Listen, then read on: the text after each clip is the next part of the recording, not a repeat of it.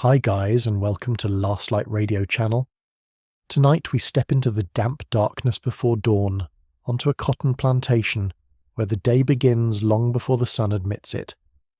What does it feel like to wake already tired, to open your eyes knowing your body has been counted as property before it has even fully risen?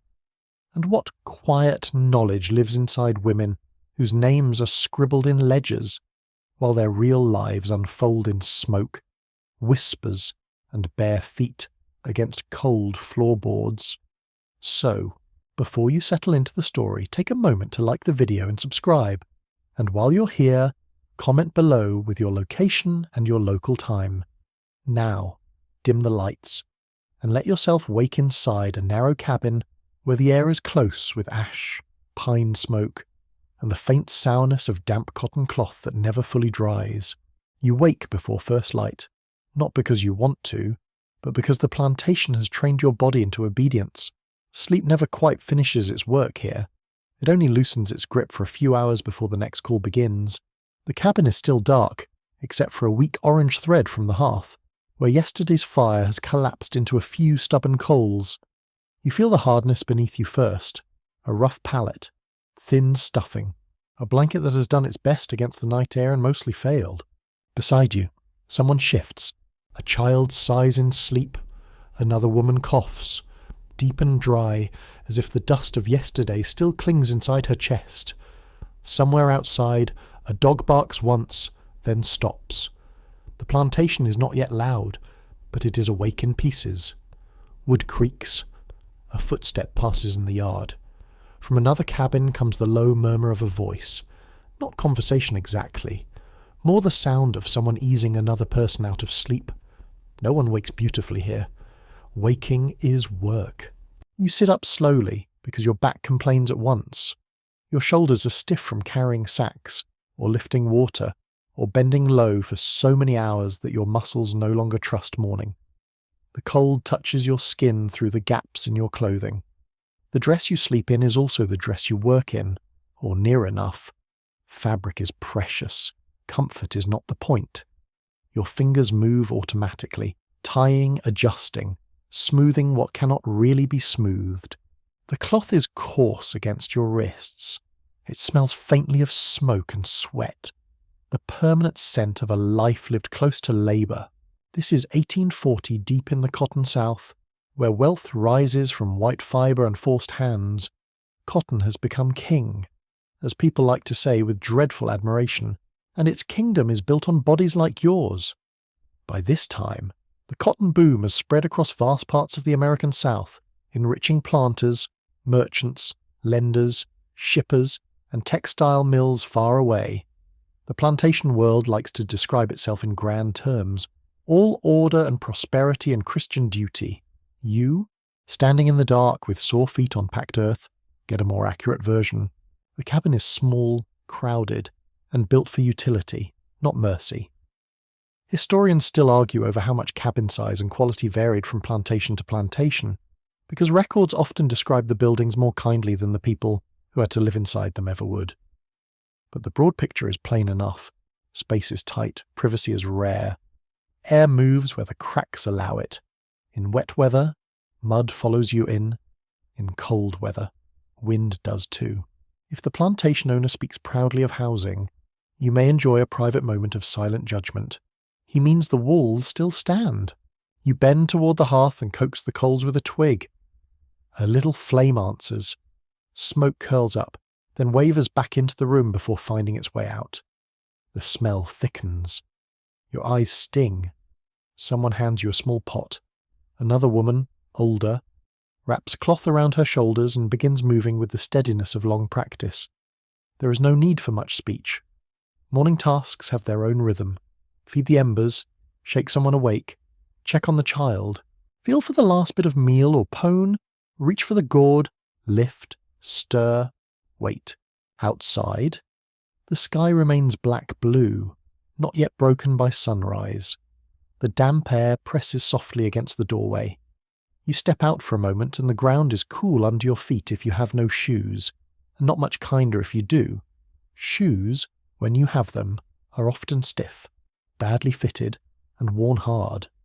Your breath shows only slightly in colder months, but the air still bites enough to make you wish for another layer.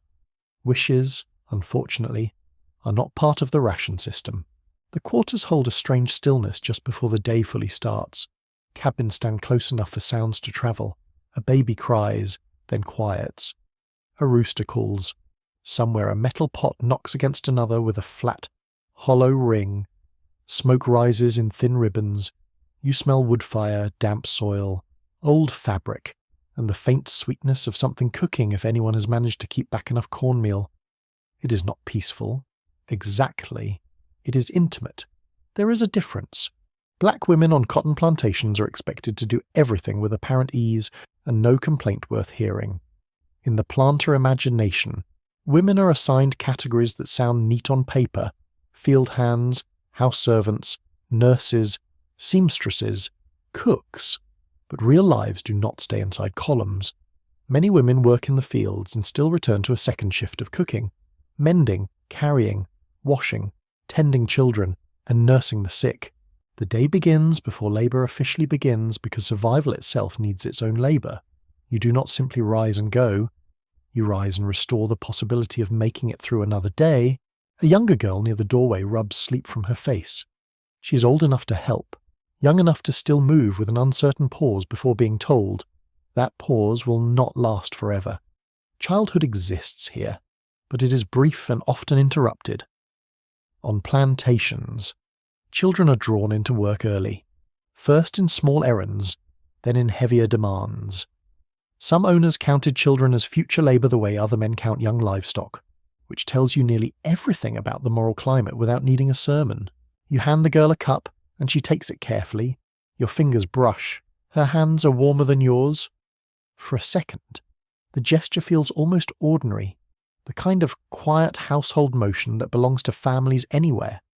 That is one of the strangest truths of plantation life. Even under extreme control, ordinary tenderness keeps appearing. Someone braids a child's hair. Someone saves a better scrap of food for an elder. Someone hums while tying a headcloth. Human feeling does not vanish just because the law insults it. From farther off now comes the first stronger sign that the plantation wants its due. A horn, perhaps, or a bell, depending on the place. Sharp, unlovely, impossible to misunderstand. Sound travels through the dark and settles into everybody at once. Time, here, does not belong to you. It is announced to you. You take a bite of something small if there is anything to take. Cornbread from the night before, a spoonful of mush, sometimes less than that. Diets on plantations vary by region and owner, but they are often monotonous and insufficient, especially for people performing heavy labour. Cornmeal, pork if issued, molasses sometimes, greens or garden food if families can raise them, wild foods when possible. Not the generous abundance painted in planter memoirs, more the mathematics of hunger. How little can be made to go how far? A skill nobody boasts about because nobody should have had to master it. Yet people do master it. Women especially become experts in stretching time, food, cloth, patience, and grace. There is intelligence in every morning decision: who eats first, what is saved, which child is feverish, whether the weather threatens rain, whether a hem can endure another day, whether the person beside you needs a harder word or a softer one. Plantation records rarely praise this kind of knowledge. It does not show up in the accounting books, except indirectly, in the fact that the whole place keeps running. You tie a headcloth or adjust the one already on. Hair must be managed quickly. Hands move briskly. The motions are practiced, economical, almost elegant despite the hurry. Clothing among enslaved women is often issued sparingly, usually coarse wool or cotton garments, sometimes a yearly allocation that must survive far longer than sense would recommend. Quirky plantation accounts occasionally complain that women found ways to alter or decorate their clothes, as if personal dignity were a kind of theft. Imagine being offended that people tried not to look entirely defeated. White supremacy is often ridiculous even when it is cruel. The eastern edge of the sky begins to pale, just slightly. Shapes separate from shadow. The yard becomes visible in patches.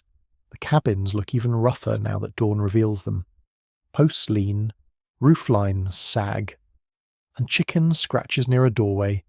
An older woman stands with her arms folded, face unreadable, already fully awake in the way only long habit can produce.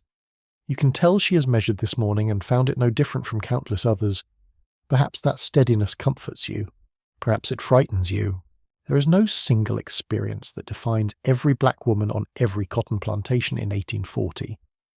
Some plantations are larger, some smaller. Some owners are more visibly brutal. Others prefer softer language for the same underlying theft.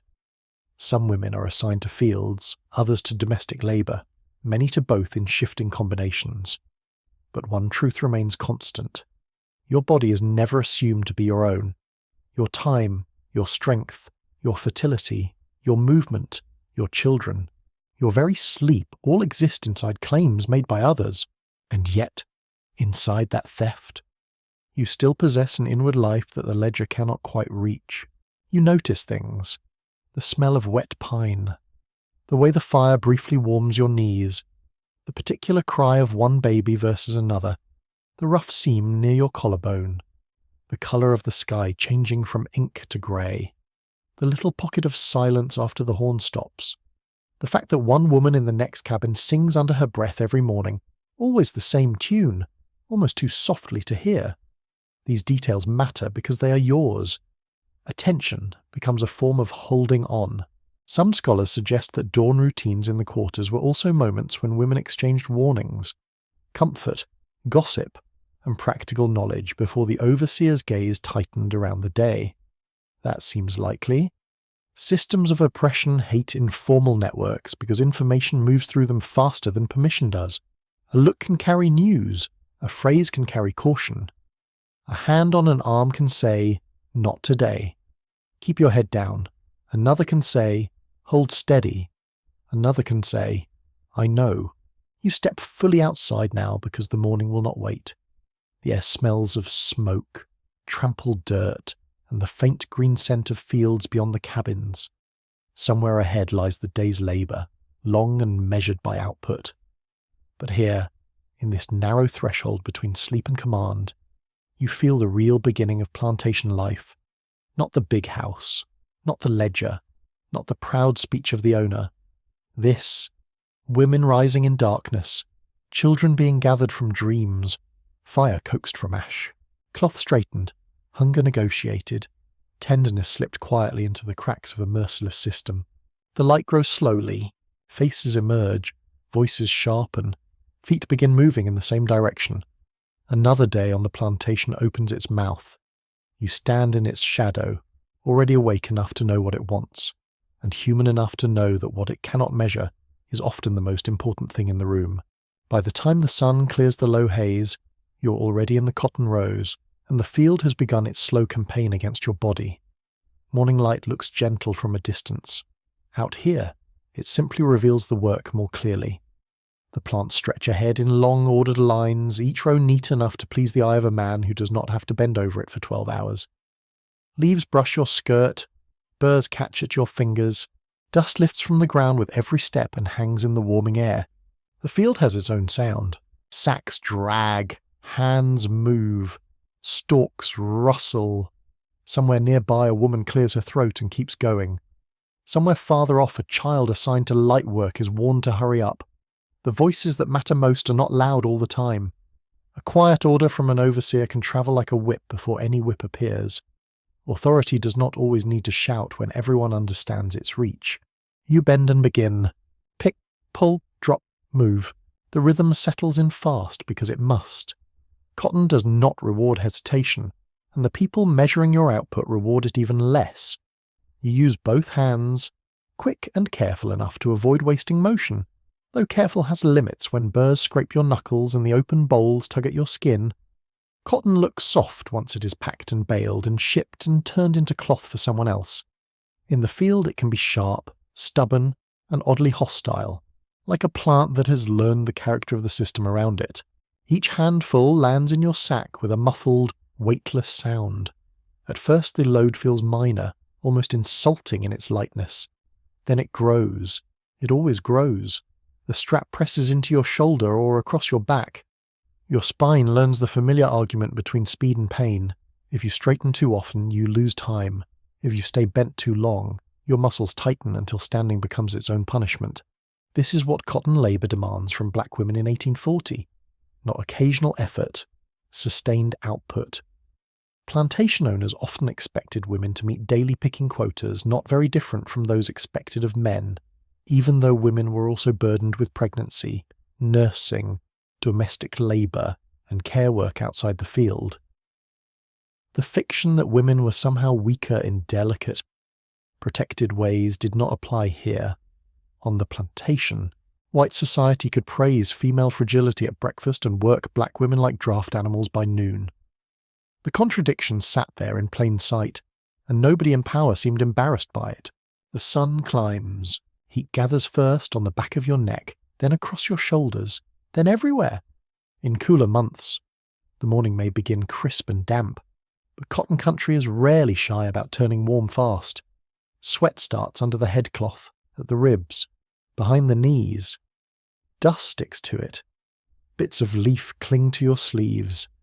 The field smells green, dry, and faintly bitter, with a touch of soil baking under light that has become less forgiving by the minute. You keep your eyes moving, not because the scenery changes much, but because survival depends on reading the mood around you. Where is the overseer standing now? Which row is lagging? Who looks ill? Who is pushing too hard and may collapse later? Which child needs a quick word of encouragement? A plantation field is full of labour, but it is also full of observation. People learn each other's pace, tempers, injuries, and thresholds. Knowing when to speak and when not to can matter almost as much as speed. A woman 3 rows over has wrapped cloth around 2 fingers where the skin split yesterday. She works through it anyway.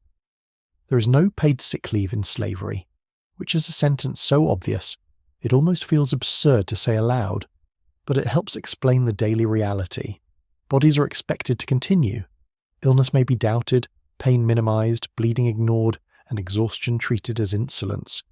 Planters sometimes described enslaved people as naturally resilient, which was a convenient way of praising the endurance they had themselves forced into being. By mid-morning the field begins to shimmer slightly. Light bounces from pale cotton and dry leaves. You narrow your eyes and keep sorting white from husk, fibre from thorn, speed from waste. Skill matters here. Experienced pickers develop a technique that balances quick movement with enough care to avoid stuffing the sack with trash. A careless load may weigh more but bring trouble if inspected.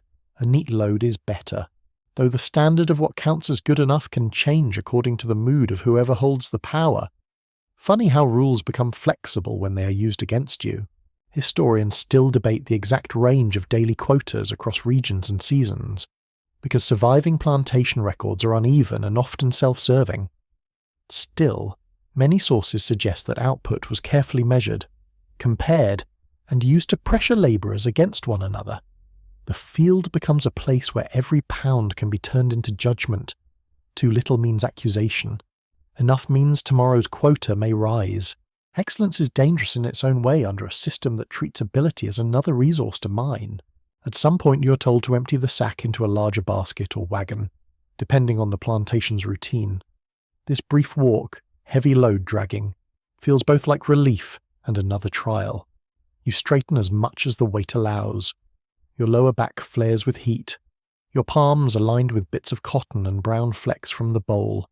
When the load is lifted and weighed, even for a moment, your body feels strangely light, almost floating, until you are handed the sack again and sent back to the row. That tiny interval tells you how much strain you are carrying without having the luxury to name it. Around you, women work with expressions that don't always reveal what they feel.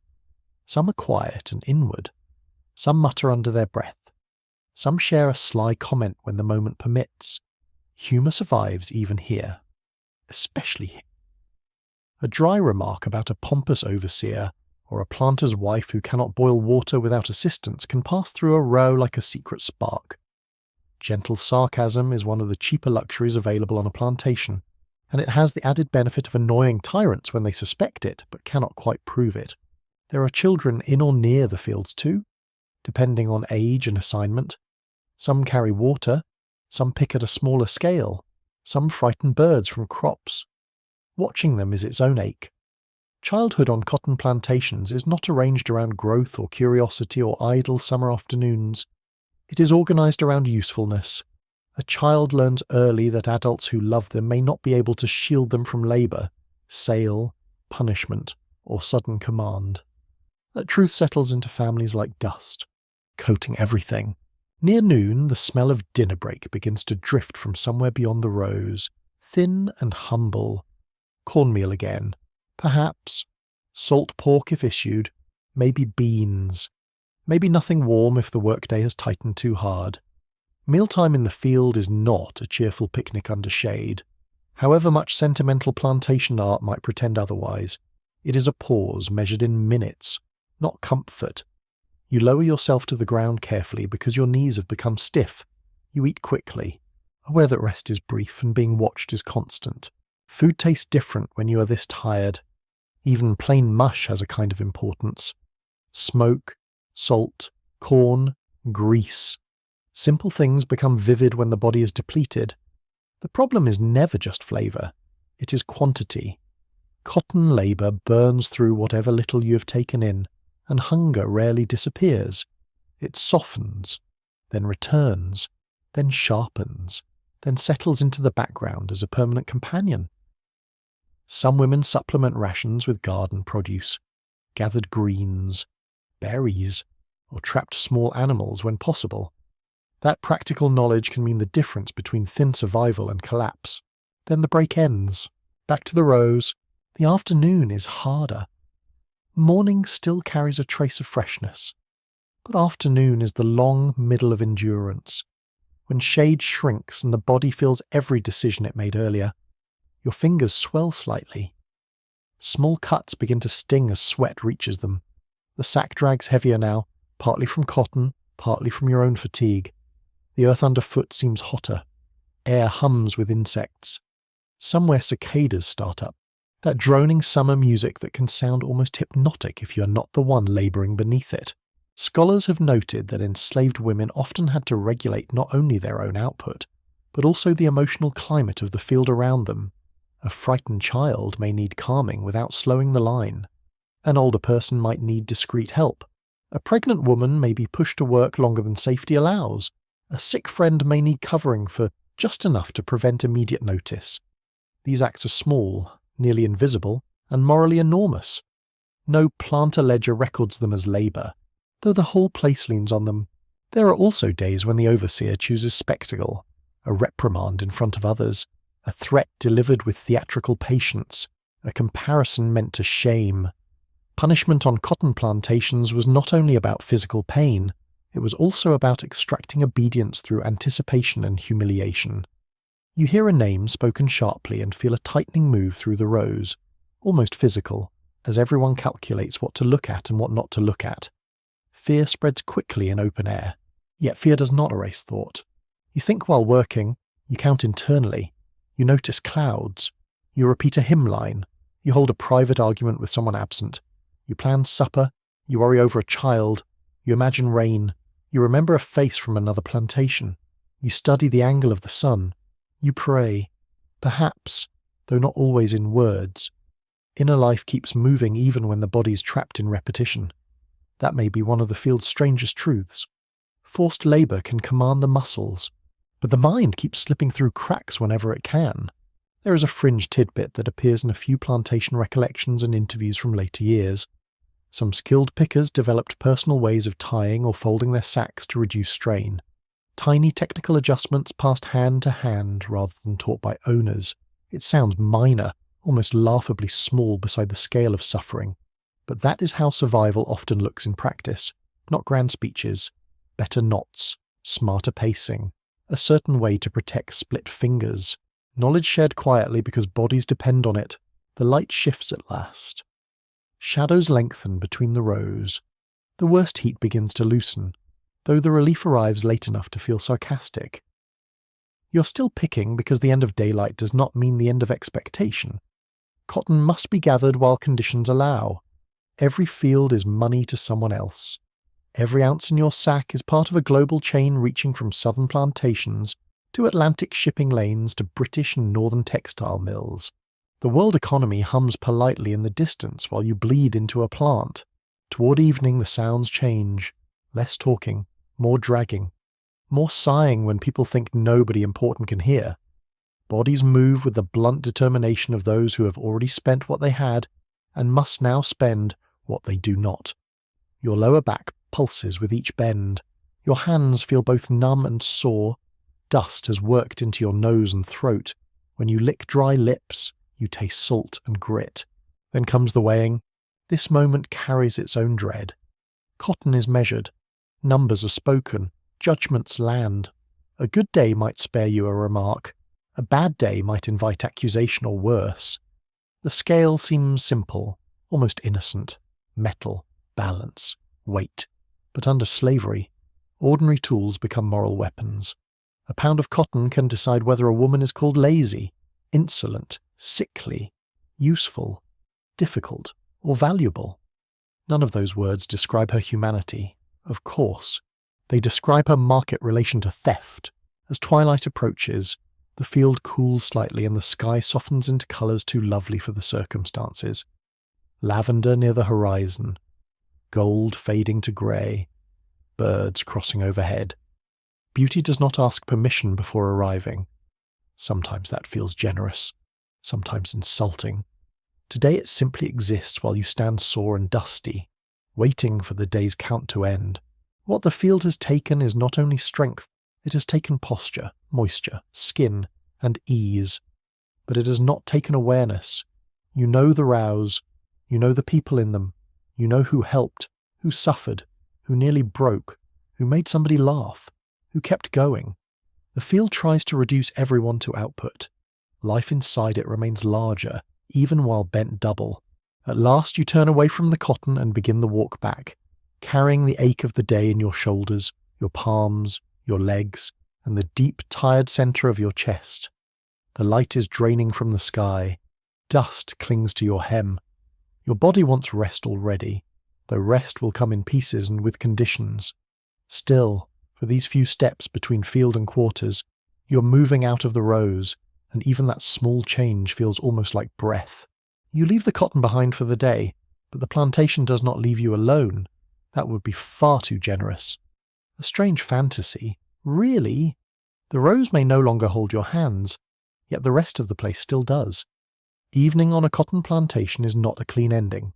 It is a change of duties, a shift in posture, a different set of demands waiting near the cabins, the yard, the wash place, the kitchen, and the endless small corners where labour hides. Your feet carry you back over packed dirt, and each step sends a tired pulse through your calves. Dust clings to your ankles. The air smells different now. Less leaf, more smoke, less sun-baked field, more wood fire, grease, damp cloth, and the faint animal scent that hangs around any working plantation with horses, hogs, cows, mules, and chickens all pressing their presence into the evening. Insects rise with the dimming light. Somewhere a baby has begun crying with that sharp, offended sound babies use when the world has delayed supper too long. You would like to sit. You do not sit. This is one of the great falsehoods of plantation life, as described by slaveholders. They often pretended that field labour and domestic labour belonged to separate groups, as if women assigned to the cotton rows somehow returned afterward to an evening of serene inactivity. In reality, many black women move between types of work with barely a pause. A woman might spend the day picking cotton, then cook, wash, mend, care for children, clean utensils, fetch water, card fibre, tend the sick, or perform some task for the big house before sleep. A plantation runs on layers of labour, and black women are expected to fill the gaps between them all. At the water source, several women have already gathered. The sound reaches you first. Buckets knocking against wood, water sloshing. Someone exhaling hard as she lifts, someone else giving practical advice in a tone that suggests this advice has already been given 10,000 times. The well, spring, or pump depending on the plantation, becomes its own little theatre of evening necessity. You grip the handle of a bucket and feel the roughness of worn wood against your palm. The handle bites a tender spot where cotton burrs opened the skin earlier. The sting is sharp enough to wake you up more than you wanted. Water is heavy in a deeply disrespectful way. There is no elegant method for carrying enough of it after a day in the fields. Your shoulders already ache, your hands are swollen, and still the bucket must be lifted, steadied, and carried back without wasting what you need. Water for drinking, cooking, washing a child, rinsing a cloth, dampening the hearth, maybe cleaning your own face if there is enough left. Every use must be considered. Every spill feels personal. A woman beside you balances her load with practiced precision. She is not old, but fatigue has given her stillness. She says something dry about the planter's wife who recently complained that the household silver was not polished well enough. The remark is soft, the timing perfect. Another woman laughs once through her nose without quite smiling. That is sometimes all the comedy the evening can spare. Yet it matters. Plantation life is crowded with indignities, so it becomes a small way of refusing to kneel inwardly. Back near the cabin, a fire is coaxed to life. Sparks lift and vanish. Smoke thickens, curling low for a moment before rising. The smell of cornmeal warming on iron mingles with ash and old grease. Someone cuts greens if there are greens. Someone stirs a pot with the tired patience of a person who knows food will not become more exciting simply because she deserves better. It is a plain supper more often than not. Cornbread, mush, beans, scraps of pork if issued, maybe sweet potatoes from a patch, maybe nothing fresh at all. But hunger gives importance to small things. Steam from a pot can look almost luxurious when you have spent the day under a punishing sun. Your hands move automatically through cooking work. Measure by feel, stir by habit, watch the fire, judge heat by sound as much as sight. Plantation records love to praise certain enslaved women as naturally suited to cooking or laundry or nursing, as though skill rose effortlessly from race and gender instead of being built through repetition, pressure, and the constant possibility of criticism. It is one of slavery's ugliest habits, taking expertise created under duress and describing it as instinct. No, this is learned labour, hard learned. Laundry waits too, of course it does. Washing clothes on a plantation is not a charming domestic scene with fresh linen flapping in a pleasant breeze while birds contribute tasteful background music. It is hauling, soaking, scrubbing, wringing, lifting and hanging, often with soap that is harsh on the skin and water that quickly turns grey with dirt. If you're washing for your own household in the quarters, the task is demanding enough. If you're assigned to wash for the slaveholder's household, the insult deepens. Fine garments, delicate collars, stockings, table linens, shirts with fancy expectations attached to them, entire heaps of fabric handled by hands that have already worked all day. The touch of wet cloth is its own experience. Cool at first, then heavy, then rough as you twist water from it. Your fingers feel clumsy from the field, but the work still has to be done with enough care to avoid complaint. Knuckles redden, nails catch, wrists tire. The smell of lye soap rises sharp and clean in a way that almost overpowers the evening smoke. Almost. Historians continue to discuss how strictly labour was divided by plantation size and wealth. On very large plantations, some women had more specialised assignments, working primarily as cooks, spinners, weavers, seamstresses, dairy workers, or nurses. On smaller places, duties could blur together even more, because fewer people had to meet the same relentless demands. But across that variation, one pattern stands firm. Black women's labour extended far beyond cotton picking, and much of that labour happened in spaces outsiders called domestic, which made it easier to underestimate despite its central importance. A child tugs at your skirt, hungry, sleepy, sticky-faced. You wipe one cheek with a damp cloth and hand over a bite of food once it is cool enough. Childcare happens in fragments like this, fitted between other tasks instead of granted the calm space it deserves.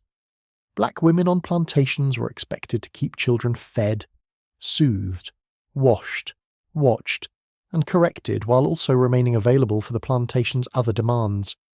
It is one of slavery's bitter tricks. The system treated black motherhood as exploitable, not sacred, while still leaning heavily on the care women provided. Near one doorway, an older woman is mending. In the dim light, her needle catches and disappears, a tiny glint moving through worn cloth. The garment in her lap has already been patched several times. Another tear is simply the newest insult. Clothing for enslaved people was often issued infrequently and made from coarse material, so mending became a constant necessity. Every patch is evidence of scarcity, also of skill. A dress may become a shirt may become a child's garment, scraps may become ties or wrapping cloths. Nothing is wasted if hands can still invent another use for it. There is a quirky little truth in some surviving accounts.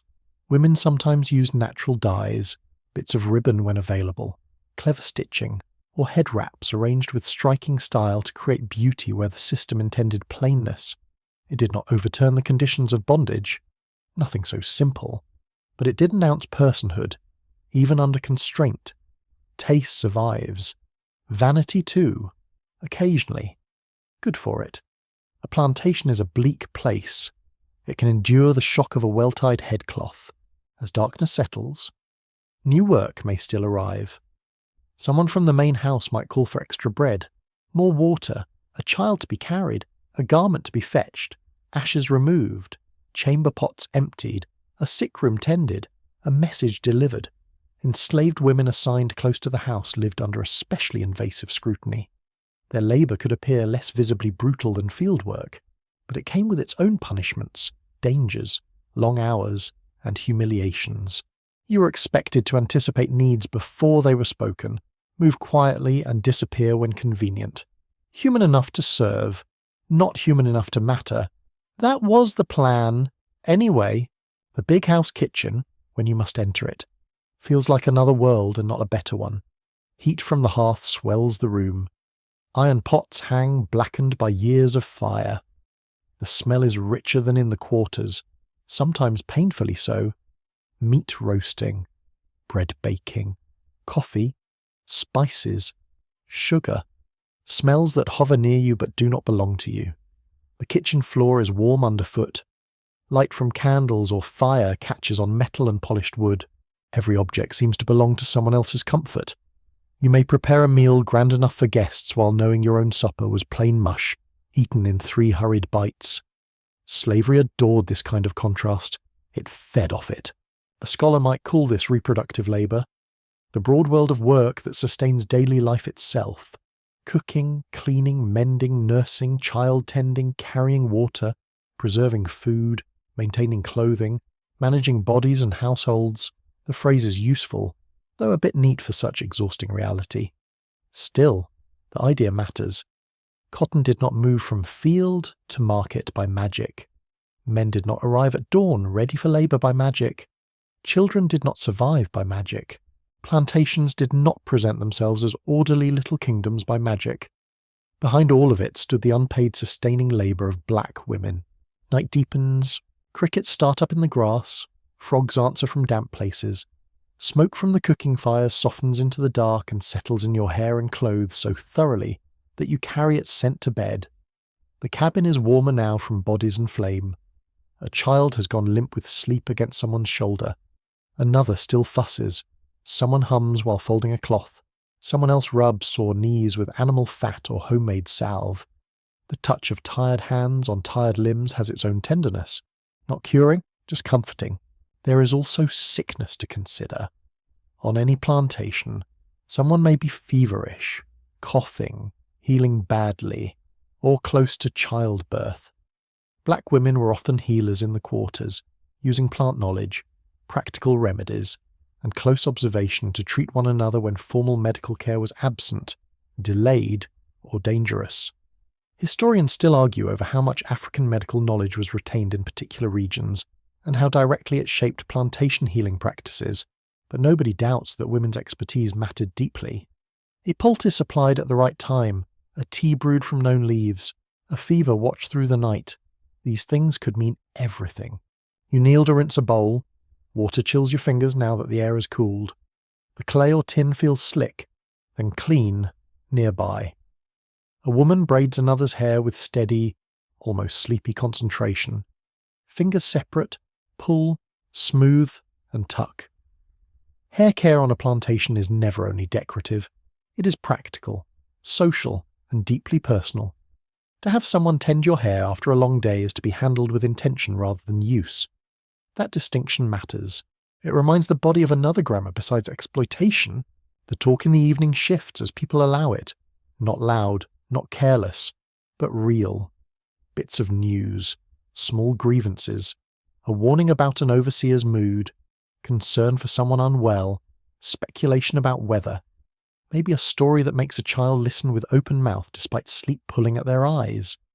Information moves through the quarters in these hours. So does memory, so does comfort. The plantation tries to organize black women only as workers, breeders, or servants. Evening reveals a fuller truth. Cooks, healers, mothers, seamstresses, carriers of stories, judges of character, managers of scarcity, guardians of children, keepers of practical wisdom. No one in power writes that list down properly. They prefer categories that flatter themselves. At last you lower yourself onto the edge of the pallet or stool or whatever patch of rest the cabin can offer. Your body resists the motion because sitting makes the soreness clearer. Shoulders throb, palms burn, feet pulse with dull heat. The skin at your neck feels tight from sun and sweat. Yet in the hush that comes after so many motions, another sensation appears. Not peace exactly, something smaller. A thin, precious slackening. The pot is off the fire, the water has been brought. The child is fed. The torn hem is patched enough to survive another day. The bowl is rinsed. The cloth is wrung out and hung. This is how the plantation keeps trying to own the night, by filling it with necessary work. And this is how black women still shape life within it, by turning those same tasks into care, ingenuity, endurance, and sometimes even beauty. The labour is real. The fatigue is real. So is the skill. So is the authority earned in smoke-filled cabins and wash places and kitchens where everything needed doing at once, outside. The dark holds the quarters in a softer outline now. Firelight flickers at cracks in the walls. Crickets sing steadily. A breeze brushes the doorway and touches your damp skin with a brief coolness that feels almost delicate. For one quiet moment, your hands are empty. They will not stay empty long, but they are empty now, and you notice the feeling as carefully as you notice the first star appearing above the trees. Night never fully belongs to sleep when you're a mother under slavery. Even in darkness, your body remains on duty. A child turns beside you. A baby roots in half sleep. Another small voice murmurs from the far side of the cabin, troubled by a dream or hunger, or the simple discomfort of too many bodies sharing too little space. You wake quickly because mothers learn to wake quickly. The habit settles into your nerves until even silence can feel like a warning. By morning, the first sound you notice is not the horn or the bell, but breathing. Your child's breathing. Soft, uneven, close. For one suspended moment, before the plantation starts claiming its due, you listen only to that. The air in the cabin smells of old smoke, warm skin, and damp cloth drying by the hearth. Ash rests pale under yesterday's coals. A faint chill lingers near the floor. The world has not yet widened into command. It is still narrow enough to hold this small private attention. Then the day begins pressing again. Motherhood on a cotton plantation is never treated as a protected condition. It is treated as a managed resource. That is the ugly truth beneath all the sentimental language slaveholders sometimes used. Black women are expected to bear children, nurse children, calm children, and keep children alive, while still labouring for the plantation with as little interruption as possible. Pregnancy does not stop work. Birth does not end work for long. Recovery is brief if it exists at all. Love must function inside theft. You shift carefully, aware of the soreness that still lives in your lower back, your shoulders, your hands. A baby is lifted to your breast before your own stomach has been fed. The child's weight is slight but insistent, warm, trusting, entirely dependent. The touch is both comfort and ache. Nursing can bring relief when a crying infant settles at last, but it also drains a body already strained by fieldwork, insufficient food, and interrupted sleep. Milk asks the body for strength. The plantation has already taken much of it. Historians agree that enslaved women were often pushed back into labour very soon after childbirth, though the exact length of recovery varied by plantation, crop demands, and the temperament of those in charge. Some women may have been given a few days, some a bit longer, others hardly any time worth naming. The owner could speak of practical necessity, as though necessity had descended from heaven instead of from his own greed. A newborn cannot wait, neither apparently can cotton. Pregnancy itself unfolds under the same brutal arithmetic. A woman carries life while hoeing, lifting, walking long distances, bending in the heat, and enduring scrutiny from people who do not see her condition as a reason for gentleness. Some planters claim to value pregnant women because children increase the enslaved population, and therefore the owner's wealth. There it is. Affection translated into inventory. A dreadful little conversion. The language of family twisted into bookkeeping. You move through the morning with one eye always on the child. If the baby is too quiet, you worry. If too restless, you worry. If feverish, you worry more deeply than words can cover. A child's illness on a plantation brings fear from several directions at once. There is the immediate fear of suffering, of course, then the fear of neglect by those with power, then the dread that your own labour obligations will not soften just because your child needs you. Motherhood here means divided attention so constant it becomes a kind of pain. Older women in the quarters often become essential to the survival of mothers and infants. A grandmother, an aunt, a neighbour, a woman with no blood relation at all but a heart big enough to count. These are the ones who hold babies while mothers are sent to work, who soothe a child through teething, who notice a rash, who know which herb to brew for a stomach complaint, which cloth to warm for a chest cold, which lullaby settles a child faster than rocking alone. The plantation does not create this care. It merely depends on it while pretending it does not exist. A little one clings to your skirt while you try to stir a pot or tie a headcloth. The tiny hand is sticky, determined, not interested in your schedule. Children are gloriously unreasonable that way. One of the few sane qualities left in this place. The child wants your attention in full. The plantation wants your body in full. Neither will get what they want. So you learn the art of splitting yourself into portions, giving a voice here, a touch there, a command to an older child, a glance toward the fire, a bounce on your hip, a prayer in your throat. Scholars still debate how much the birth rate on cotton plantations was shaped by nutrition, disease environment, overwork, and the structure of local slave markets, because these factors varied widely, but they agree on something more intimate and devastating. Reproduction under slavery was never simply private family life. It was entangled with economics, coercion, and the constant threat that children could be sold away. Every lullaby lived beside that knowledge. That threat changes the texture of tenderness. When you hold your child, your love is fierce, but it is not naive. You know too much. A child may be promised and then taken. A family may remain together for years and still be broken by debt, death, migration, inheritance, or punishment. An owner's financial trouble can arrive in your life as a wagon, a list of names, and a silence nobody knows how to survive. Black mothers on plantations learn to love without illusion, which may be the hardest kind of love there is. There are moments of humour, though children create them because they must. A toddler mispronounces something grandly. A baby makes a face at bitter medicine so dramatic that even exhausted women laugh.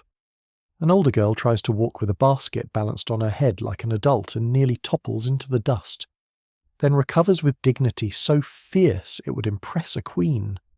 These flashes matter. They are not decorations. They are part of the emotional economy of survival. Laughter loosens fear for a minute and gives everyone room to breathe. The sensory world of motherhood is constant and vivid. Milk souring on cloth, warm foreheads pressed to your wrist, the powdery smell of dry dirt on little feet, hair smelling of smoke after an evening by the fire, tears, sweat, soap, ash, cornmeal, skin. Children bring the world close. You feel its textures through them, a small hand at the back of your neck, a sleeping cheek against your arm. a sudden kick from a restless child on your lap. Touch becomes language long before the day allows for conversation. There is also the shadowed subject that plantation records prefer to blur: sexual vulnerability. Black women lived under the threat of coercion and exploitation from enslavers, overseers, and others who used power as permission. Some children were born from unions formed within the enslaved community. Others were born from violence that white society often refused to name honestly. Historians phrase these realities with care because the archive is often evasive, but the pattern itself is undeniable. Motherhood under slavery could carry not only love and labour, but also trauma that the system then forced women to endure in public silence. You may notice how much the official language avoids women's feelings. Births are counted, ages are listed, values are estimated, health is noted when it affects profit. But grief, fear, attachment, exhaustion, milk fever, sleeplessness, the panic of hearing your child cough in the night, these almost never appear with proper weight. The archive is full of missing tenderness. That absence tells you something too. Systems of domination are clumsy at recording what they cannot price. Midday comes, and with it the practical challenge of managing children while work continues. Babies may be left in the care of an older woman too elderly for field labour, or a slightly older girl not yet fully assigned to the fields, or another mother doing her own impossible calculations. Some plantations set aside rough nursery arrangements, others simply improvised and called the result sufficient. That word, sufficient, does a shocking amount of violence in historical records. A fringe detail from some later recollections suggests that women sometimes tucked small charms, scraps of cloth, or meaningful objects into a baby's wrappings as protection or blessing. The evidence is scattered and not universal, but it fits a wider pattern of spiritual and emotional care that official sources ignored. It feels human. That is often the best clue. When records are thin, you learn to ask what people would have needed, feared, hoped, and made with the tools they had. As the day stretches on, motherhood means vigilance with very little power. You scan for danger constantly. Fire too close to a crawling child, a fever rising, a snake near the yard, a harsh voice from the wrong direction, a baby left too long in wet cloth, an older child wandering toward water. The work of keeping children alive is intense anywhere. On a plantation, it is sharpened by scarcity and surveillance. You must guard life inside a structure designed to treat life as property. Yet children are not only vulnerable, they are observant. They watch adults carefully and learn the tones of command, warning, affection, and concealment. A girl notices how her mother ties a head wrap, stretches meal, sidesteps trouble, comforts the sick, and reads a room before speaking. A boy notices who carries authority in the quarters, even when white power pretends otherwise. Children absorb the moral world around them, not the official version, but the real one. Who is kind? Who is dangerous? Who shares? Who watches? Who can be trusted in the dark? At evening, when the labour of the day softens just enough for families to gather, children pull close again. They ask questions or make demands in the shameless way all children do. They want another mouthful, another story, another minute before sleep. A mother's voice changes in these hours. Even when tired, it rounds and lowers. There is correction in it sometimes, because danger requires discipline. There is comfort too. The hand smoothing a child's hair may be the gentlest motion of the whole day. Some mothers sang. The songs could be spiritual, playful, improvised, half-remembered, inherited through generations, or created in that very moment from the need to settle a restless body. Singing does practical work. It sets rhythm, it distracts, it reassures. It carries emotion when speech feels too thin. A lullaby in the quarters is never just music. It is shelter made from sound. There are also the hardest nights, when a child cannot be comforted because the trouble is larger than comfort. Teething pain, hunger, fever, fear after witnessing punishment, confusion after hearing adults whisper about sale. On such nights the cabin feels even smaller, the air heavier, the hours longer. A mother rocks and waits and listens and prays. Sometimes the child settles, sometimes not. Dawn comes either way. Slavery is rude enough to keep time even when mercy would suggest a delay.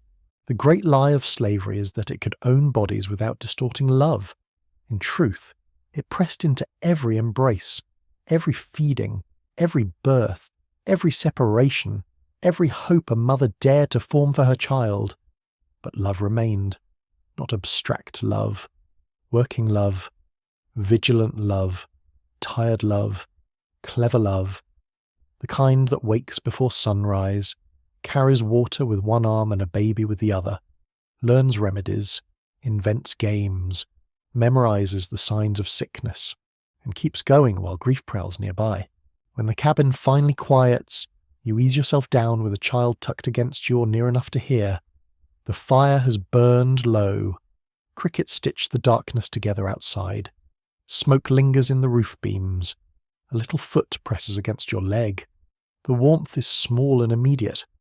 Breathing deepens around you, one person after another, until the room becomes a gathering of sleeping sounds. In that tired hush, motherhood is not softer than the plantation. Exactly. It is stronger in a different way. Still burdened, still watched, still vulnerable, yet full of a devotion the ledger can never fully trap. You rest one hand lightly over the child nearest you, not enough to wake, just enough to know. Warm skin, slow breath, fragile life. You cannot promise safety. No honest mother here could. But for this moment, in the dark cabin with the embers dim and the night air slipping through the cracks, your touch says the one thing you can still offer with complete truth. You are here. The cabin looks different when you study it by evening light instead of stumbling through it half awake. Hard truths tend to sharpen that way. The walls are rough, the floor uneven, the roof always a little uncertain in bad weather. What passes for home on a cotton plantation is built to shelter labouring bodies just enough to preserve their usefulness. Comfort is accidental, warmth is inconsistent, privacy is nearly mythical. Yet this small space still gathers your people, your tools, your scraps of cloth, your cooking pot, your sleeping pallet, your children's breathing, and the faint stubborn signs of a life that refuses to become only property. You step inside and the air meets you at once. Smoke, ash, damp wood, old fabric, cooked cornmeal, skin, and earth. After rain. The smell changes again, heavier and cooler, with mud trying to creep indoors on every shoe and barefoot. In hot weather, the room can turn close and stale before nightfall, holding the day's heat as if it resents you personally. In winter, drafts snake through cracks and settle low around ankles and sleeping children. The cabin is never simply there. It is always negotiating with the weather, and often losing. Many plantation cabins in 1840 were built from logs or rough boards, sometimes with stick and mud chimneys, sometimes with puncheon floors, sometimes dirt floors, depending on the region, wealth of the owner, and the scale of the plantation. Historians still argue over how much variation existed in the quality of these dwellings, because slaveholders often described them more favourably than they deserved. They liked to present themselves as benevolent providers. A roof that leaks less than another roof becomes evidence of Christian goodness in their minds. It would be funny if it were not so insulting. Your hand brushes the wall and catches a splinter. The wood feels dry in one place, damp in another. Near the hearth, soot darkens everything. Near the sleeping area, cloths and garments hang from pegs or lines if there is room. A gourd cup, a kettle, a cracked bowl that is still useful because uselessness is a luxury. A small box, maybe, if someone has managed one. A stool with one leg repaired. A broom made from bundled twigs. Every object has survived by necessity, not abundance. Space is the first problem. Too many bodies. Too little room. Adults shifting to make way for children. Children curling into one another like puppies near warmth. A mother half awake, even in rest, because she's measuring who might roll too close to the fire, who is feverish, who has kicked free of a covering, who coughed twice in the last minute. Crowding has a sound, rustle of cloth, a low mutter, sleep turning uneasy, someone clearing a throat in the dark, someone trying not to wake others while getting up to tend the fire or step outside. Touch is everywhere in such a room. Not all of it welcome, Knees pressed against knees, a child's heel in your ribs, a rough blanket shared between too many, coarse cloth scratching the neck, the hardness of a pallet under shoulder and hip, when bedding is stuffed with straw, corn shucks, rags, moss, or whatever can be found. It flattens quickly and does little to soften the boards beneath. Rest exists, but it is not the plush, dreamy sort found in sentimental fiction. It is closer to collapse with interruptions. Still, the cabin is not only deprivation, it is also arrangement. Who sleeps nearest the hearth? Where the water is kept? Which peg holds the better dress? Which corner stays driest in a storm? Where a small child can be laid safely while food is stirred? How to hang damp cloth so it dries before mildew takes hold? These domestic decisions carry real intelligence. Black women on plantations became experts in managing poor housing conditions because survival required it. You learn airflow, weather, fire, clutter, and timing with the precision of an engineer who's been denied the title. The matter of clothing begins the moment you look down at what the day has left on your body. Your dress is worn thin at the elbows or torn near the hem. Sweat has dried into the fabric, leaving it stiff in places. Dust rests in the folds. The cloth smells of smoke from the hearth and green bitterness from the cotton rows. If you have shoes, they may be cracked, stiff, too large, too small, or already leaning toward surrender. If you do not, the soles of your feet tell the story directly. Hardened skin, cuts, mud worked into lines and creases that no quick washing can fully remove. Enslaved people were commonly issued limited clothing allotments, often once or twice a year, though the amount and quality varied. For women, this might mean a few coarse dresses, perhaps a petticoat, a head covering, shoes in colder months, and little else worth boasting about. Children often wore even less. Plantation records sometimes list these allocations with smug precision, as though counting garments proved generosity. It proves accounting, that is all. A woman asked to work in fields, kitchens, yards, wash places, and through changing seasons cannot thrive on a tiny bundle of coarse cloth and optimism. So you mend. Of course you mend. The evening light catches the needle just enough for your eyes to follow it. In, out, pull, knot. A torn seam gets stitched before it widens. A patch goes over a knee, another over an elbow. Frayed edges are turned if there is enough fabric left to turn them. Children's clothing is altered from adult scraps. Headcloths are rewrapped, washed, dried, and used until they become more whole than cloth. Mending is not incidental work.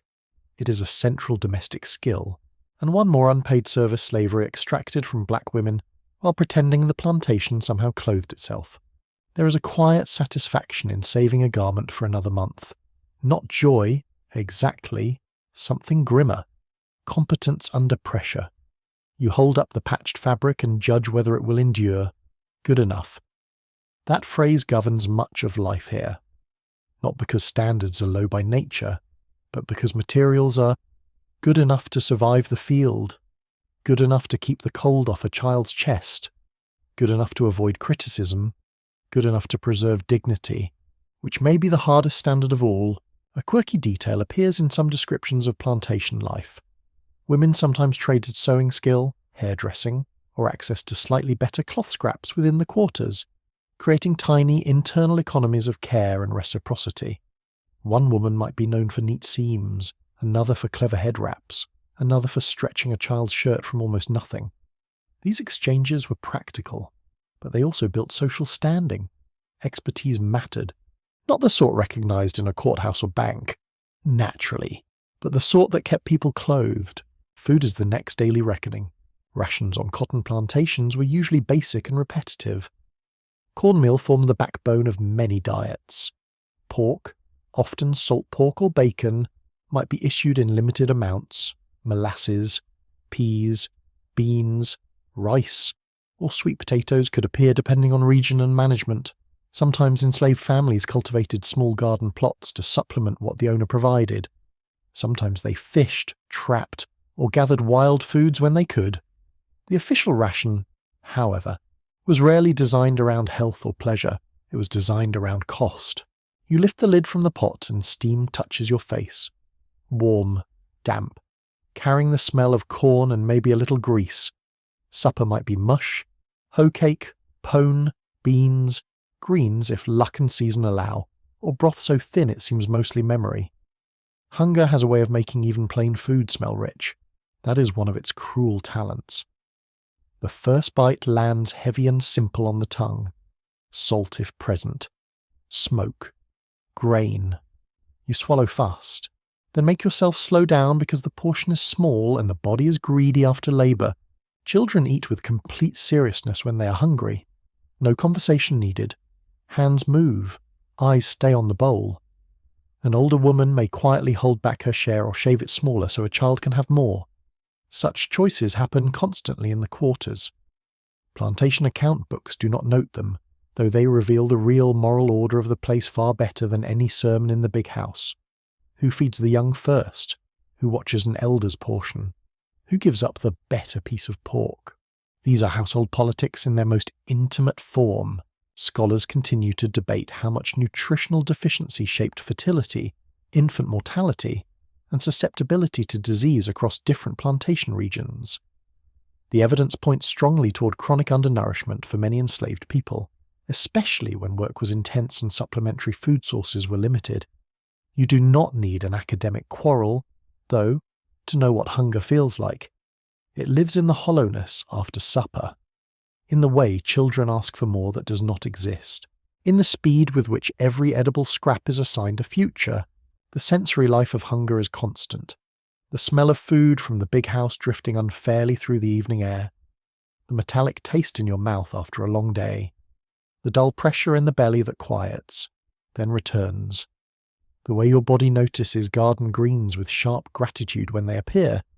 A roasted sweet potato can feel almost luxurious. A handful of berries can brighten the whole day.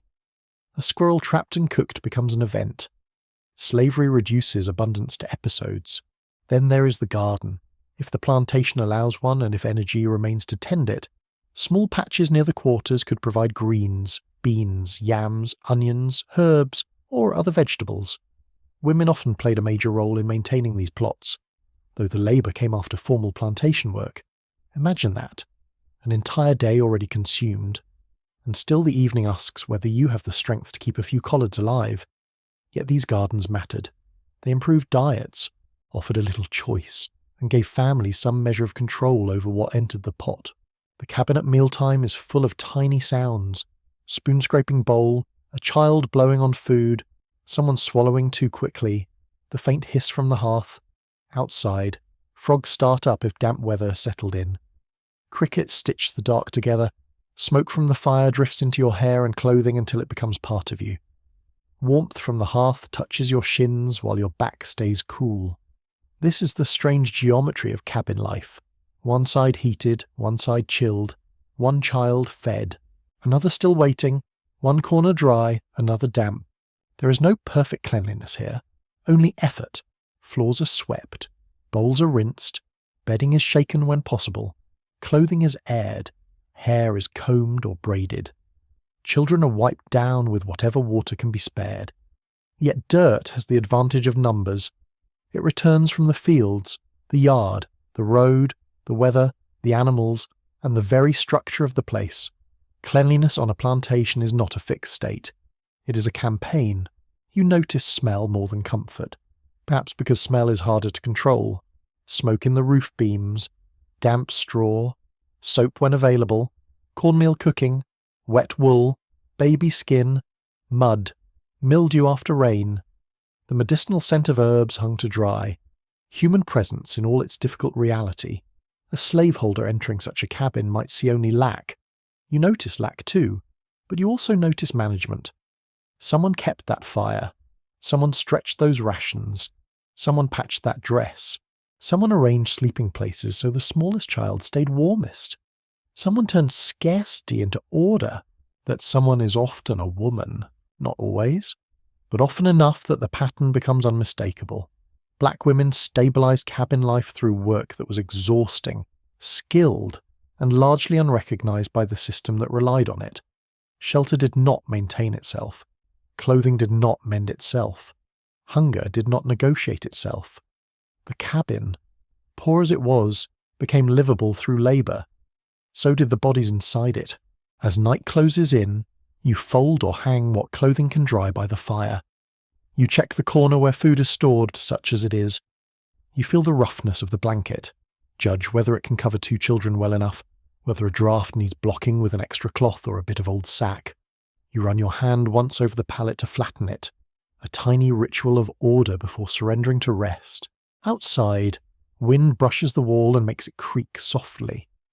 Inside, the fire has dropped to a lower glow. Shadows settle into the corners. The room is still poor, still crowded, still touched by hunger. Nothing romantic has happened to it. Yet, in the dimness, after food has been shared and garments tended and children settled, the cabin holds a kind of weary achievement.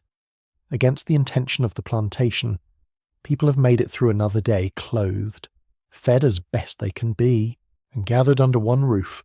You lower yourself onto the bedding and feel every stiffness answer back. The patched dress hangs nearby. The pot is emptied. The bowl is rinsed. Smoke lingers above you. A child turns in sleep and reaches for warmth without opening their eyes. You pull the covering a little higher over small shoulders and listen as the night sounds deepen outside. Crickets, frogs, wind, far off, perhaps, a dog. The cabin is fragile. The clothing is worn. The food is never enough. And still, within these narrow walls, life goes on in forms the plantation never learned how to measure properly. Family on a cotton plantation is built in defiance of the place itself. Nothing in the system is designed to make kinship easy, safe, or lasting. Quite the opposite.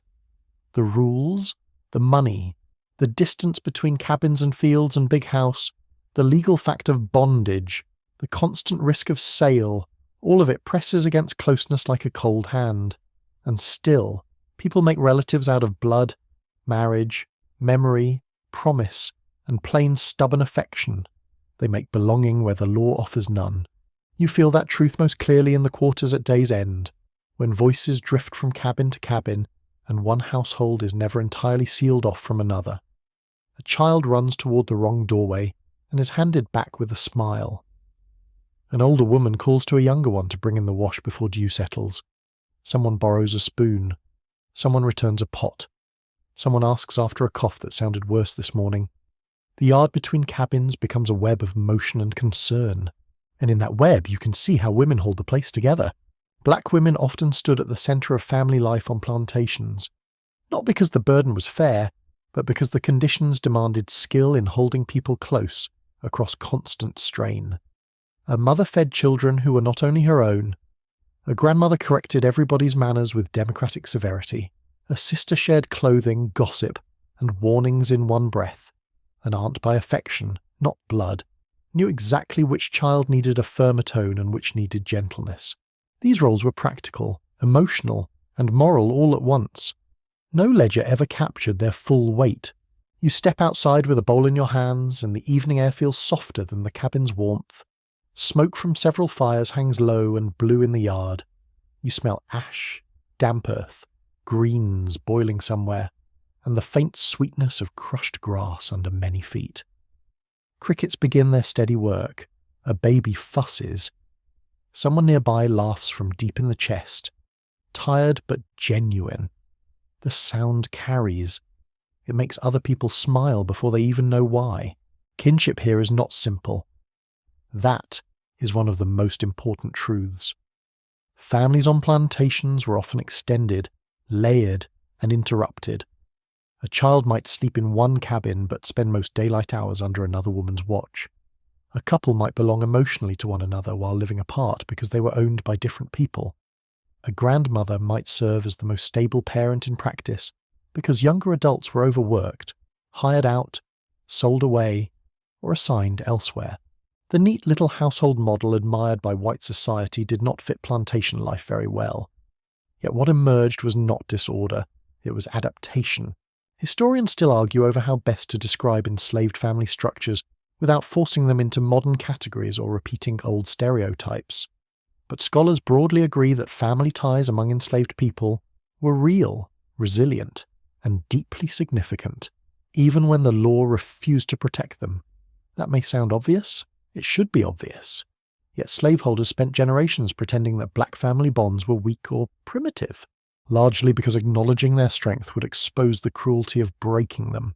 A child from the next cabin appears at your doorway with a face that announces trouble before any words arrive. He has torn something. Of course he has. Children and fabric are ancient enemies. You take one look at the rip, click your tongue with ceremonial disapproval, and motion him closer. Another woman follows, already apologizing, though neither of you truly expects apology to repair cloth. She's holding a baby on one hip and a spoon in the other hand, which feels about right for the evening. You thread the needle. She shifts the baby.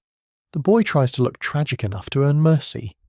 This is family work too, even when no blood relation is involved.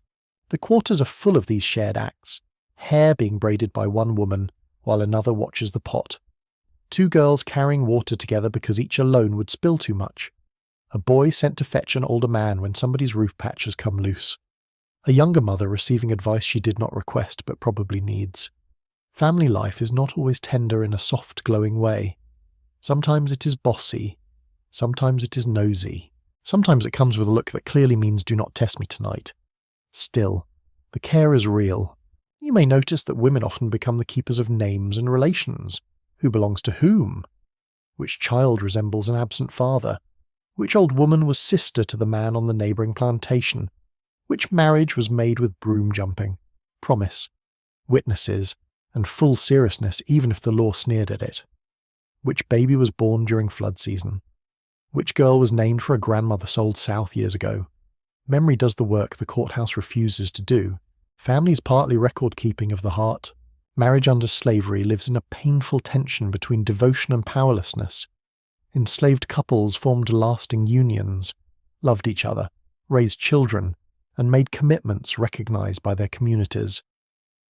But those unions had no secure legal standing. A husband could be sold away. A wife could be moved to another plantation. Visits between spouses on different properties were sometimes tolerated, sometimes blocked. Always fragile. Imagine building a marriage when distance is imposed by ownership, and tomorrow can be altered by another man's debt.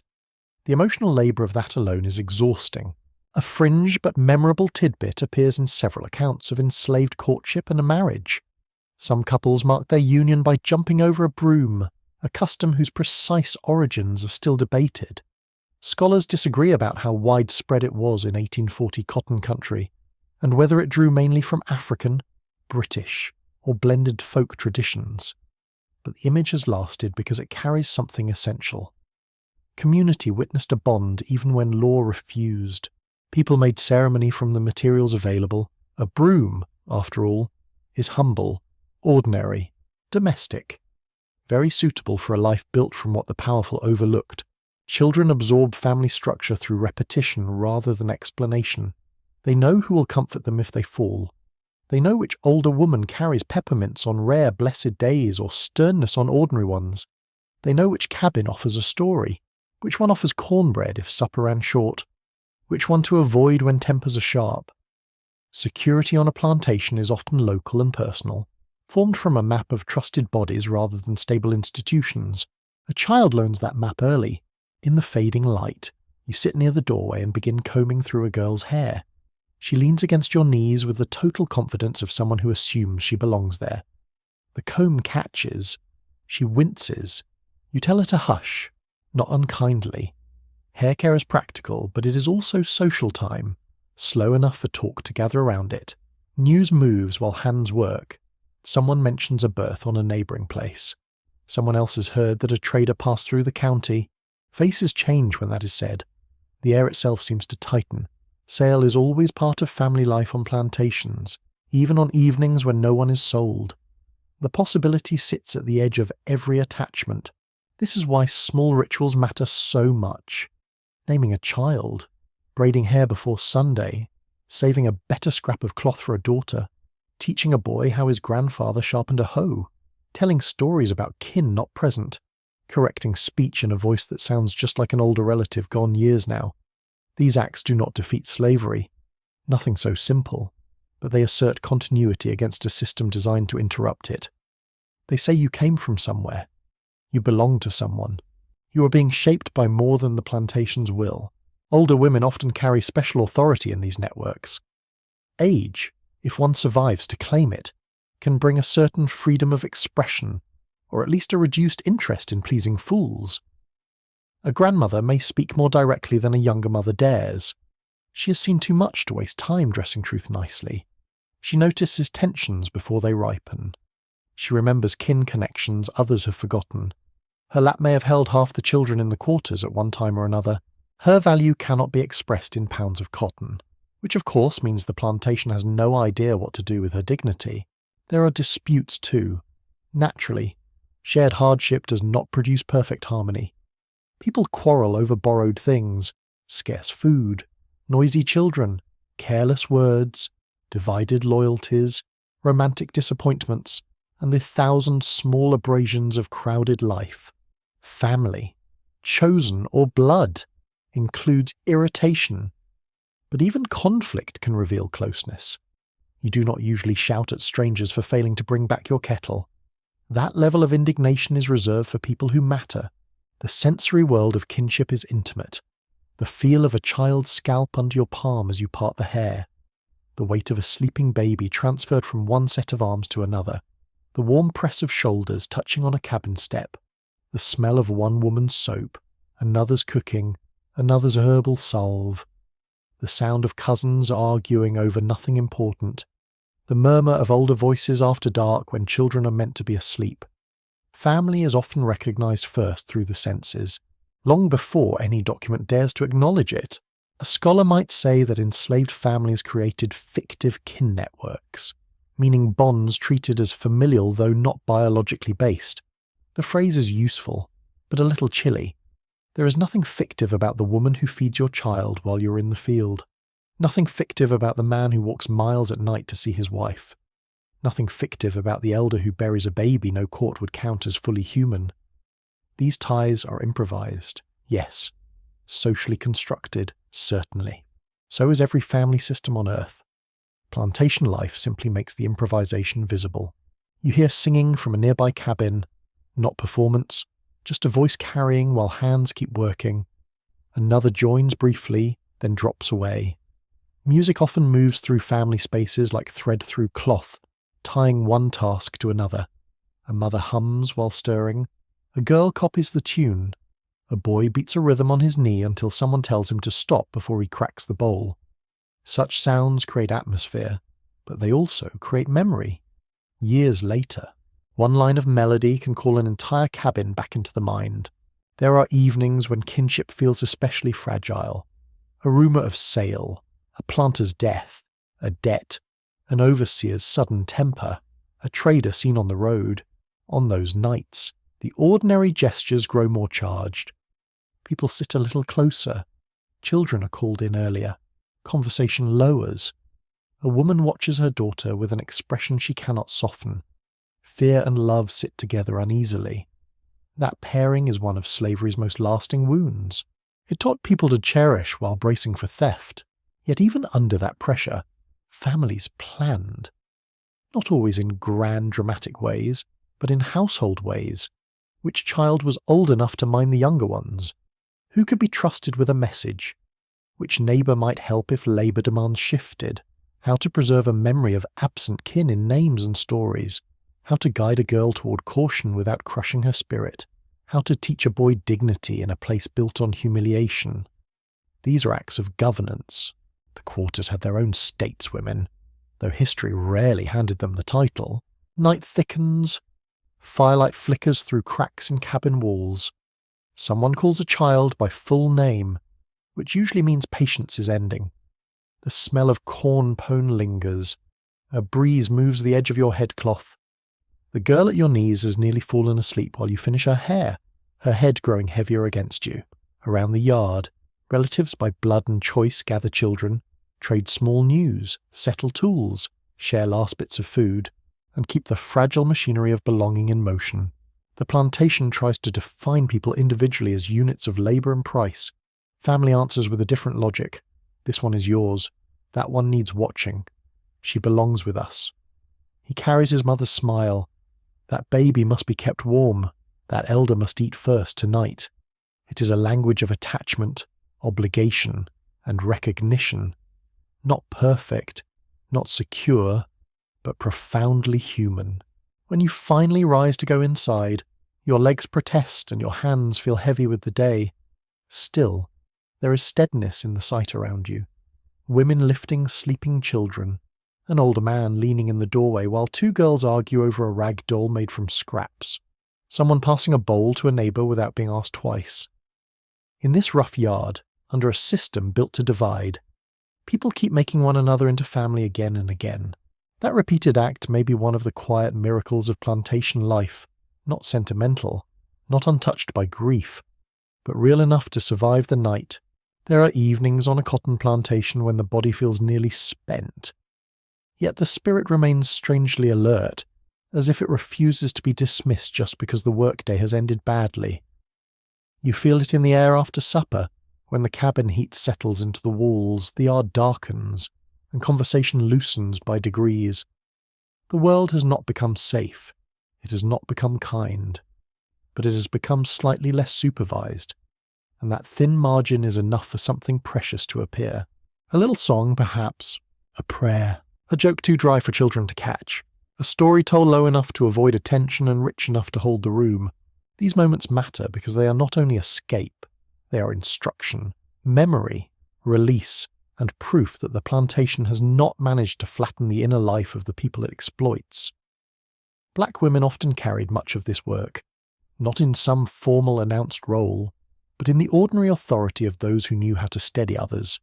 They were singers, keepers of sayings, leaders in prayer, tellers of family tales, guardians of little celebrations, and careful protectors of joy too small for the ledger to notice. The night outside smells of damp earth and wood smoke. Crickets soar steadily in the grass. Frogs answer from low wet places beyond the cabins. In the darkness, firelight glows through cracks in the walls and makes each doorway look briefly warm, almost golden. The illusion lasts only until you step closer and feel the tiredness in your own knees. Still, beauty slips in where it can. A star shows above the trees. A breeze cools the sweat at the back of your neck. Someone hums, and the air changes. Faith on plantations was complicated, layered, and deeply important. Many enslaved people encountered Christianity through slaveholders and white preachers who emphasized obedience, humility, and heavenly reward while saying very little about justice on earth. But black women and men did not simply absorb that version unchanged. They interpreted, reshaped, and lived their faith through their own experiences, drawing out themes of deliverance, endurance, judgment, and the dignity of the afflicted. A Bible verse heard in the big house could return to the quarters carrying an entirely different meaning. You hear one woman begin a prayer in a quiet, steady voice, not dramatic, not polished. She speaks as if she knows exactly who is listening and exactly what the room cannot afford to lose. The words move through weariness, through hunger, through anxiety over children and tomorrow's labour. She asks for strength, for health, for mercy, for those absent, for those sick, for those grieving. Around her, heads lower, hands fold or rest open in laps. Someone whispers yes, another murmurs amen. The touch of faith here is physical as much as spiritual. Knees on hard floorboards, hands clasping hands. A child tucked against a shoulder while prayer continues overhead like a soft roof. Tears wiped quickly before they are seen, though they are usually seen anyway. Religion in the quarters is not a matter of polished pews and Sunday clothes. It is woven into exhaustion. It arrives in the very places where people have run out of everything else. Historians still debate the exact balance between African spiritual continuities and Christian adaptation in different plantation regions, because the evidence is uneven and local traditions varied. But few doubt that enslaved communities created rich spiritual worlds that blended memory, improvisation, scripture, song, and embodied ritual. Women often served as important transmitters of that world, especially through prayer, healing knowledge, storytelling, and the moral instruction of children. They carried the atmosphere of belief into daily life. There were also meetings held away from the direct view of white supervision when circumstances allowed, in woods, clearings, brush arbours, cabins with trusted walls, or any place that offered partial shelter from interference. People gathered to pray, sing, and speak freely. The hush before such a meeting has its own charge, feet moving carefully in the dark, a glance to check who is near, the smell of leaves, damp bark, night air, and trampled grass. The first voice rising carefully, then another joining, then many.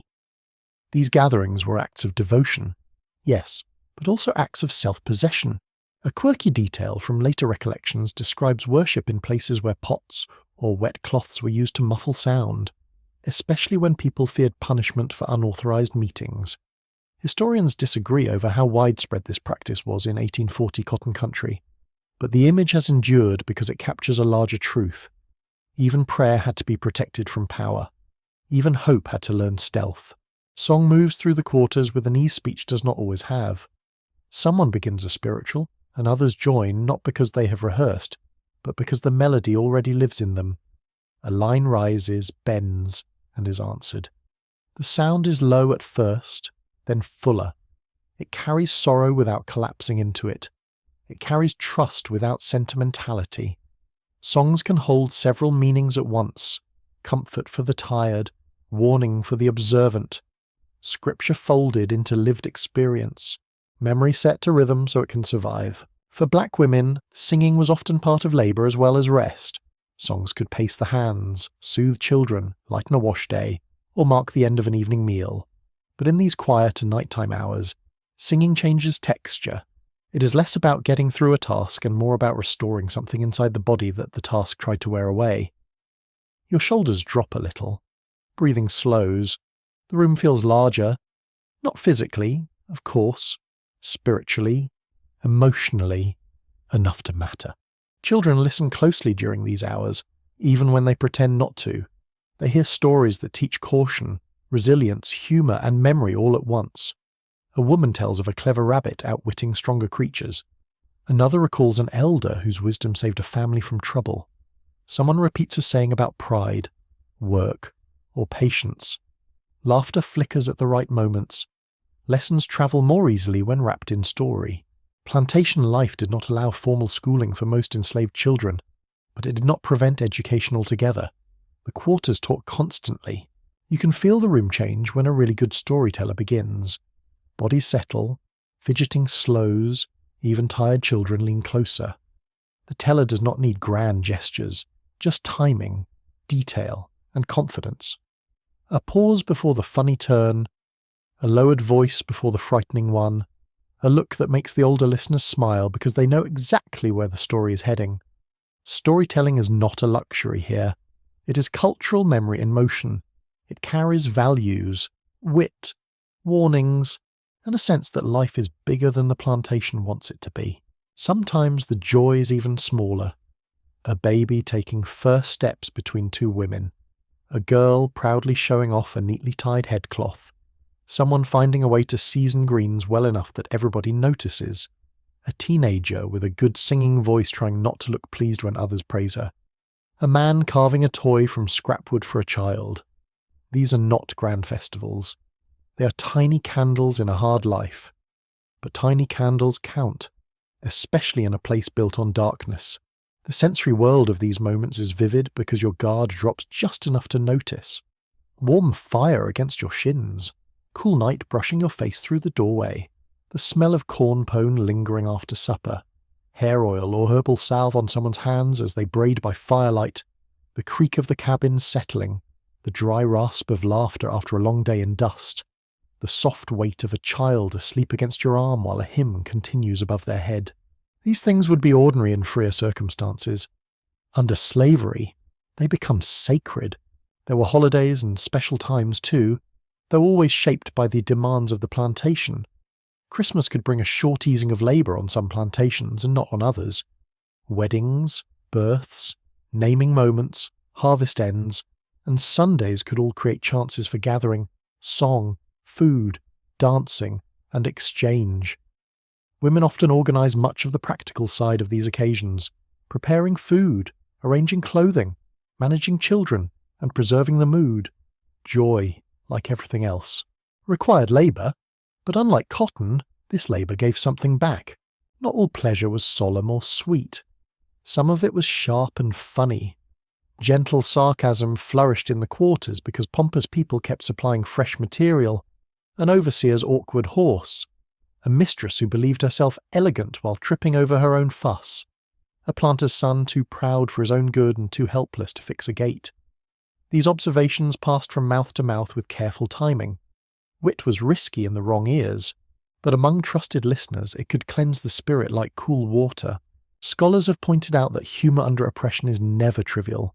It restores perspective, it cuts tyrants down to size, it creates solidarity through shared recognition.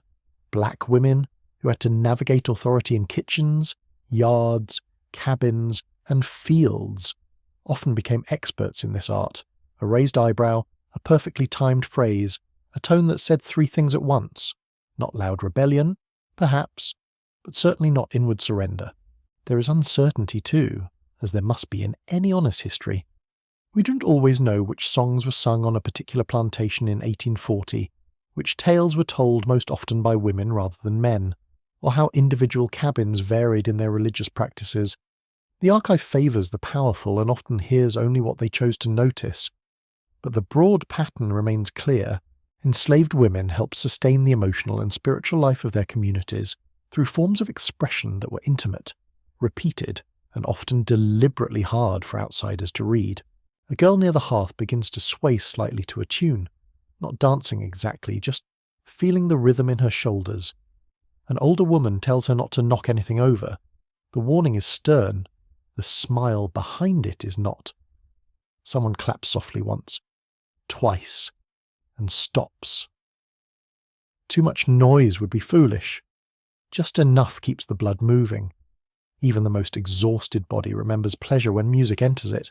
Then there are the quiet acts of adornment and grace that lift an ordinary night. A fresh ribbon if one has somehow been found. A head wrap folded with extra care for Sunday. A child's hair braided neatly against the scalp. A bit of scented herb tucked into cloth. A polished button saved for special use. These are small gestures, almost invisible from the outside, yet they announce self-respect. The plantation may issue coarse garments and rough shelter. It cannot stop people from arranging themselves with intention. In some cabins, women shared remedies alongside prayers, a tea for nerves, leaves for a fever, salve for cracked hands, advice on easing a baby's cough. The line between practical care and spiritual care was not always sharp. Both came from attention, tradition, and trust. A woman known for prayer might also be known for healing knowledge. Another known for stories might also be the one children sought when frightened. Community authority did not come from official titles. It came from usefulness braided with character. Night deepens slowly. The first burst of energy that follows supper softens into something calmer. Voices lower. Songs become hums. A child is carried to bedding. Another curls beside an elder before fully falling asleep. Someone pokes the fire and watches sparks drift up the chimney. Outside, the dark holds the cabins close, and the stars appear in greater number. For a little while, the plantation feels less like a machine and more like a cluster of breathing households refusing despair with remarkable discipline. That may be the heart of it.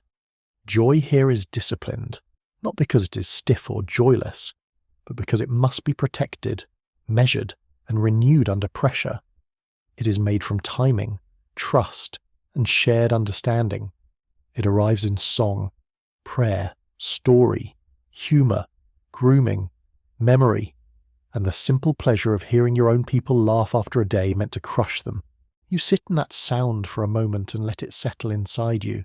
The cabin is still poor, tomorrow is still waiting, but the room has been filled with something the plantation cannot bale, sell, whip, or weigh. Faith has moved through it. Memory has moved through it. Music has moved through it. So has tenderness and the sly, bright edge of humour. At last the fire lowers.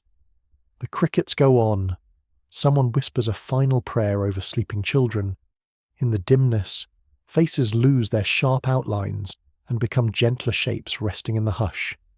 The night draws its thin blanket over the quarters, and for a few blessed moments, what remains is not the field, not the ledger, not the demand.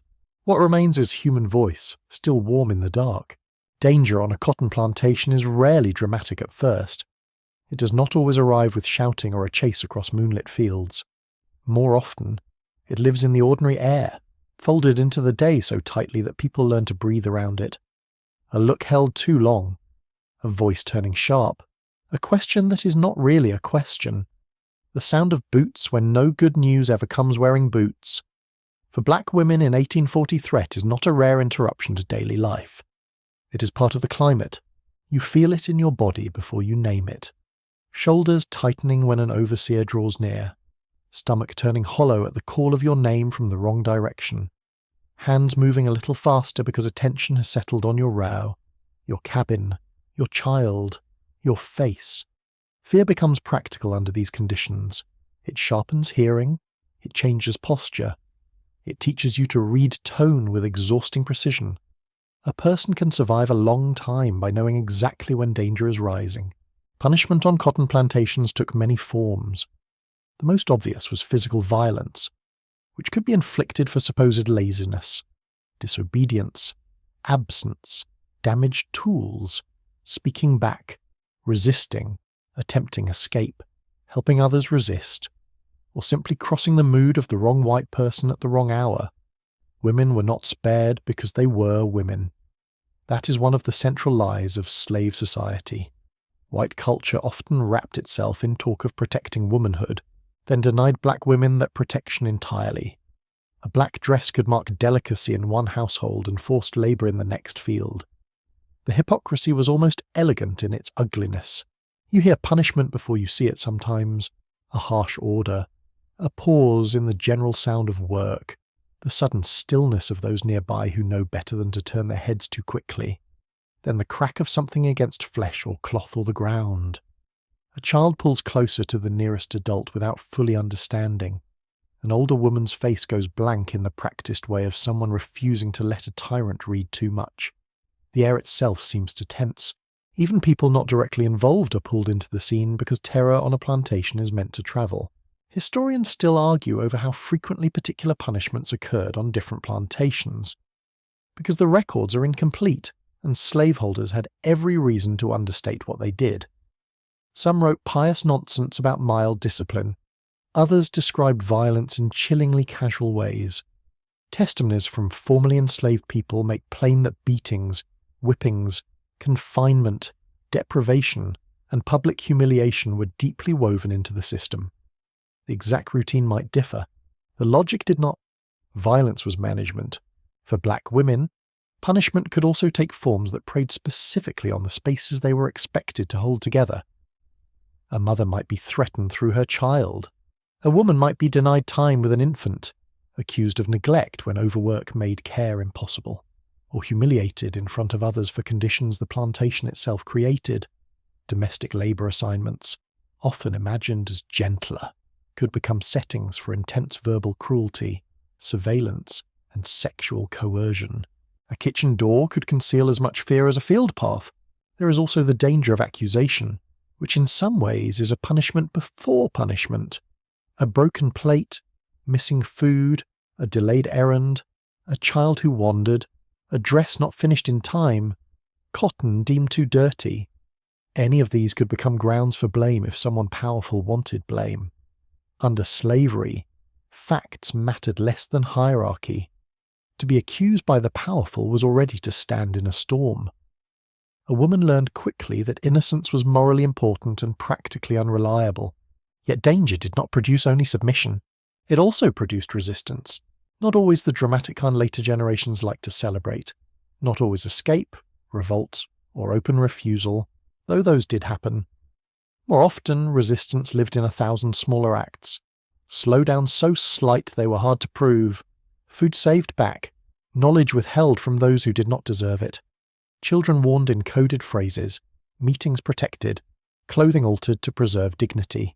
Tools handled in ways that favoured human need over plantation speed. An insult answered with a face so calm it denied satisfaction. This was not freedom. But it was not surrender either. You see it in the field when women quietly help one another meet the day's demands without attracting notice. One passes along a quicker technique for tying a sack. Another shifts a little of the heavier work from someone nursing pain. Someone distracts a child at the right moment. Someone mutters a warning about the overseer's mood before he reaches the next row. These are tiny actions, almost invisible, but that invisibility is part of their strength. Resistance under close control often survives by looking like ordinary competence. A fringe detail from a few recollections suggests that some women became especially skilled at using domestic expectations as cover for communication. A visit framed as borrowing a pot might carry news. A request for thread might include a warning. A child sent to fetch water might also be sent to listen. Historians are careful with such details because proof can be scattered. Still, it fits the wider reality. Systems of surveillance always underestimate the intelligence of those they try to dominate. The body itself could become a site of refusal, not in a romanticized way. The body under slavery was wounded, exhausted, was coerced, and frequently denied control. But women still found ways to assert claims within those limits. They preserved grooming practices. They shaped their hair with care. They developed healing remedies outside white supervision. They formed emotional attachments and protective circles that no owner could fully choreograph. Even rest, when snatched in a hidden minute, could feel like an act of reclamation. There were women who ran. That must be said plainly. Some fled briefly to visit kin or spouses on neighbouring plantations.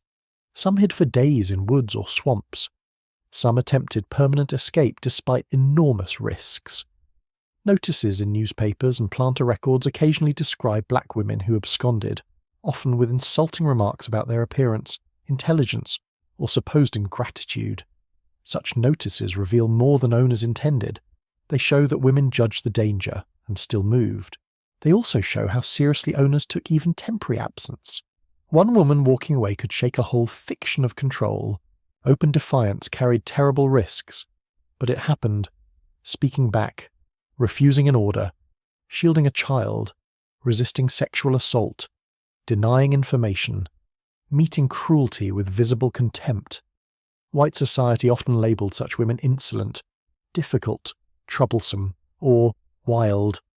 Those words tell you very little about the women and a great deal about the fear they inspired. Power loves obedience partly because obedience is quiet. A woman who would not break decorously threatened the emotional order of the plantation as much as its labour order.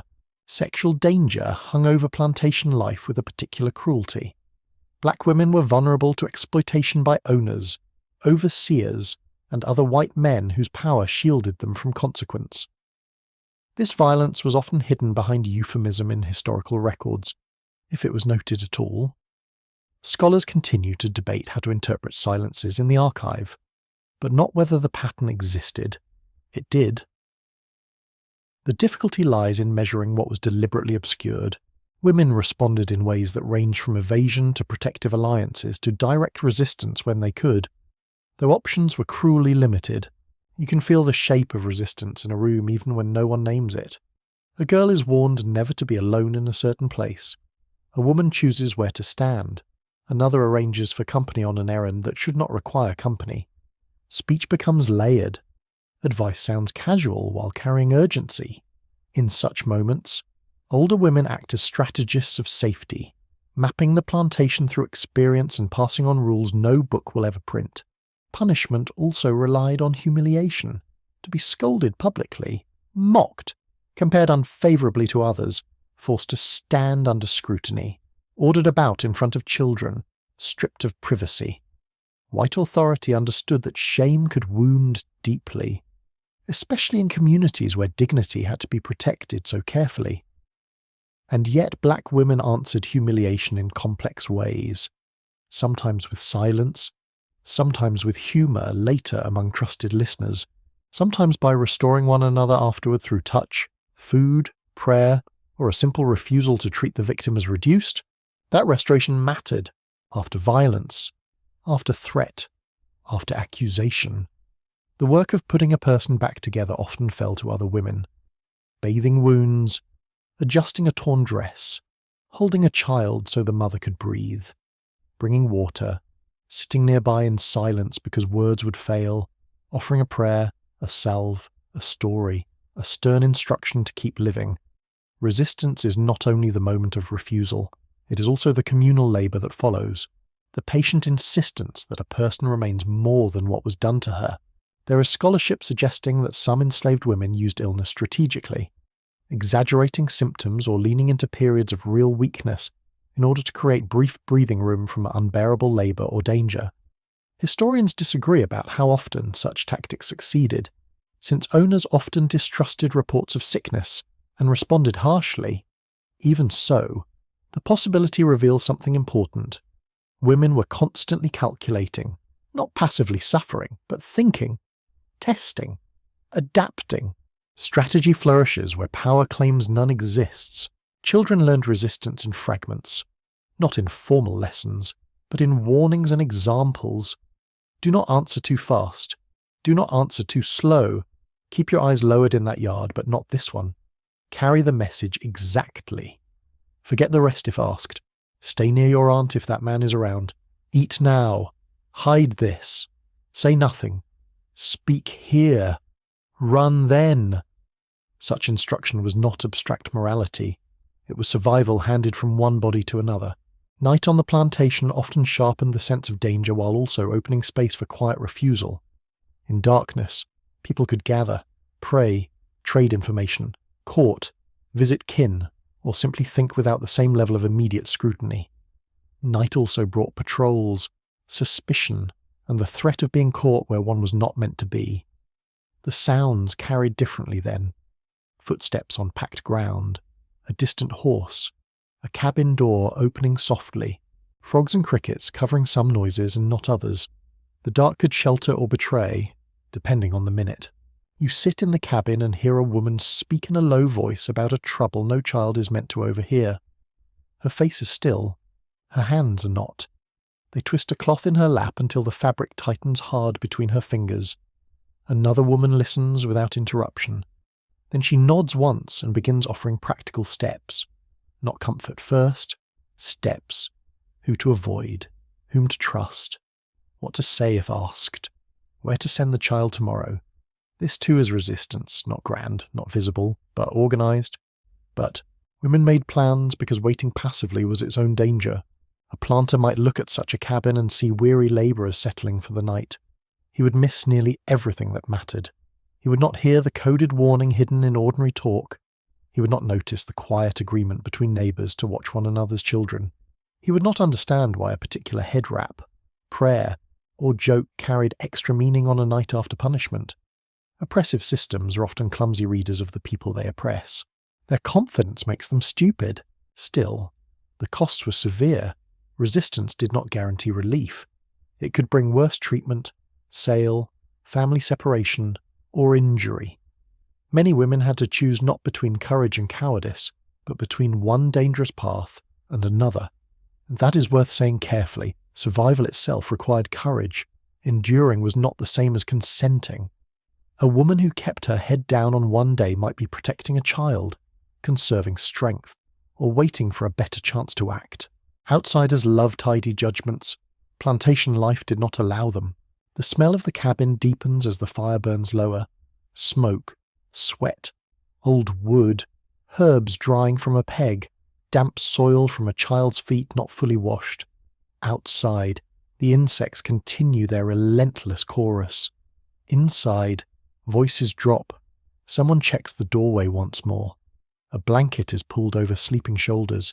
Hands that picked cotton, carried water, washed cloth, and soothed children now rest in a lap for a brief minute, though the mind stays awake.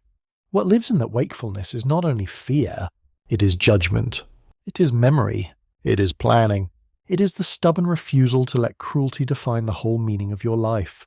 Under slavery, black women faced punishment meant to break the will, and danger meant to isolate the vulnerable. Yet again and again they answered with skill, warning, concealment, solidarity, endurance, wit, and acts of refusal small enough to survive the day and strong enough to shape a community. The plantation called this troublesome when it noticed. History might call it resilience, though even that word can sound too smooth for such hard-won intelligence. In the dim hush before sleep, one truth remains clear. The system relied on force, but it never achieved complete possession. Too much was still happening beneath its notice. Too many women kept one another standing. Too many children were taught more than the master intended. Too many prayers, plans, glances, and guarded acts moved through the dark like quiet sparks. And quiet sparks, as every frightened empire eventually learns, are still fire. Some fears on a cotton plantation are loud and immediate. Others wait in the distance, gathering shape slowly until a single wagon, a stranger's coat, or a conversation that stops too quickly tells you they have arrived. Sale belongs to that second kind of fear. It is not always present in visible form, yet it hovers over daily life with a steady, poisonous patience. You can work, cook, sing, mend, pray, and laugh under its shadow for years. Then one day the shadow steps into the yard and starts naming names. You feel sale first as atmosphere. The quarters become attentive in a different way. Voices lower. People look toward the road more often than usual. A child asks an ordinary question and gets no answer because the adults are listening for something else. Even the air seems strained, though perhaps that is only the body sensing what the mind already suspects. Hoofbeats carry farther on certain days. Wheels on packed dirt sound more official. A white man in travelling clothes walking with the owner is enough to sour the whole afternoon. In 1840, the Cotton South was not simply a place of labour. It was also a place of traffic, human traffic. Enslaved people were bought, sold, mortgaged, inherited, gifted, leased, seized for debt, and moved across counties and states as part of a rapidly expanding plantation economy. The domestic slave trade had already torn countless families apart, especially as cotton cultivation spread into newer southern territories. For black women on plantations, this meant that the home built with so much effort was never secure. Stability could be revoked by paperwork. A trader is not hard to recognize once you know the type. He carries himself with the brisk confidence of a man who treats people as the inventory and wishes to finish by supper. His eyes move appraisingly. His speech has that falsely pleasant quality common to men doing indecent business in daylight. He may ask questions as though inquiring after livestock, age, health, skill, childbearing, temper. A woman's life reduced to marketable features in a tone fit for discussing mules. It would be astonishing if it were not routine. You're watched differently when sale is possible, not as a person known through daily life, but as a bundle of attributes: strong back, good field hand, seamstress, house servant, young mother, woman with children, woman without children, light-skinned, dark-skinned, docile, proud, handy with a needle, suspected troublemaker. Every trait may be priced, distorted, or weaponized according to what the buyer wants. Slave markets turned ordinary human complexity into commercial language with obscene efficiency. Women faced particular vulnerabilities in these transactions. A young woman might be valued for field labour and reproductive capacity at the same time, as though fertility were simply another tool in the shed. A mother might be sold with an infant, without an older child, or away from children entirely, depending on what maximised profit. A woman skilled in cooking or sewing might be marketed for domestic service. Another might be sold specifically because an owner wanted cash fast and she could fetch a strong price. Sentiment from slaveholders, when it existed at all, was no barrier to sale. Money had a way of clarifying their moral priorities. You see the effect of rumour in the quarters before any official word arrives. A woman folds clothing more carefully than usual, then stops, angry at herself for behaving as if preparation could lessen the blow. Another sits very still, eyes fixed on nothing. A child notices the adults are strange and begins acting out because children are often most unruly when they are frightened. An older woman snaps at him, then pulls him close a minute later with a tenderness so fierce it almost hurts to witness. Fear changes the touch in a room. Historians still debate the exact proportion of enslaved families permanently disrupted by sale in different regions and periods. because records are incomplete, and some separations were informal or poorly documented. But there is broad agreement on the larger truth. Sale and forced migration were central to the expansion of the cotton economy, and the threat of separation shaped family life, even where it did not happen every year. You did not need to be sold to live under the terror of sale. When names are finally spoken, the sound does not seem real at first.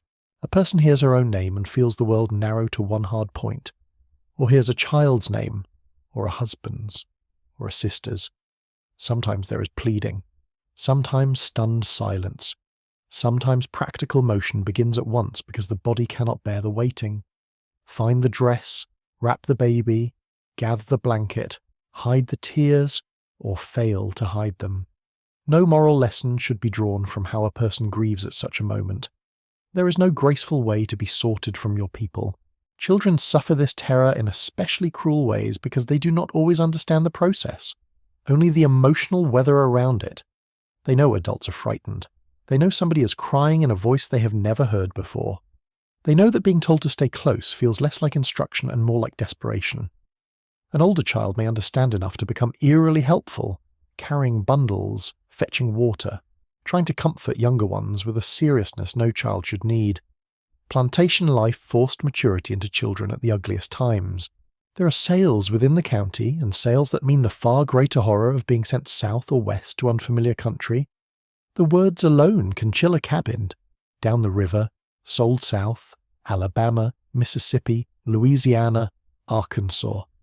Places tied to cotton wealth and to the vast internal movement of enslaved people, away from old estates into new plantations hungry for labour. For those left behind, distance made reunion nearly impossible. For those forced to go, the journey itself could be a wound.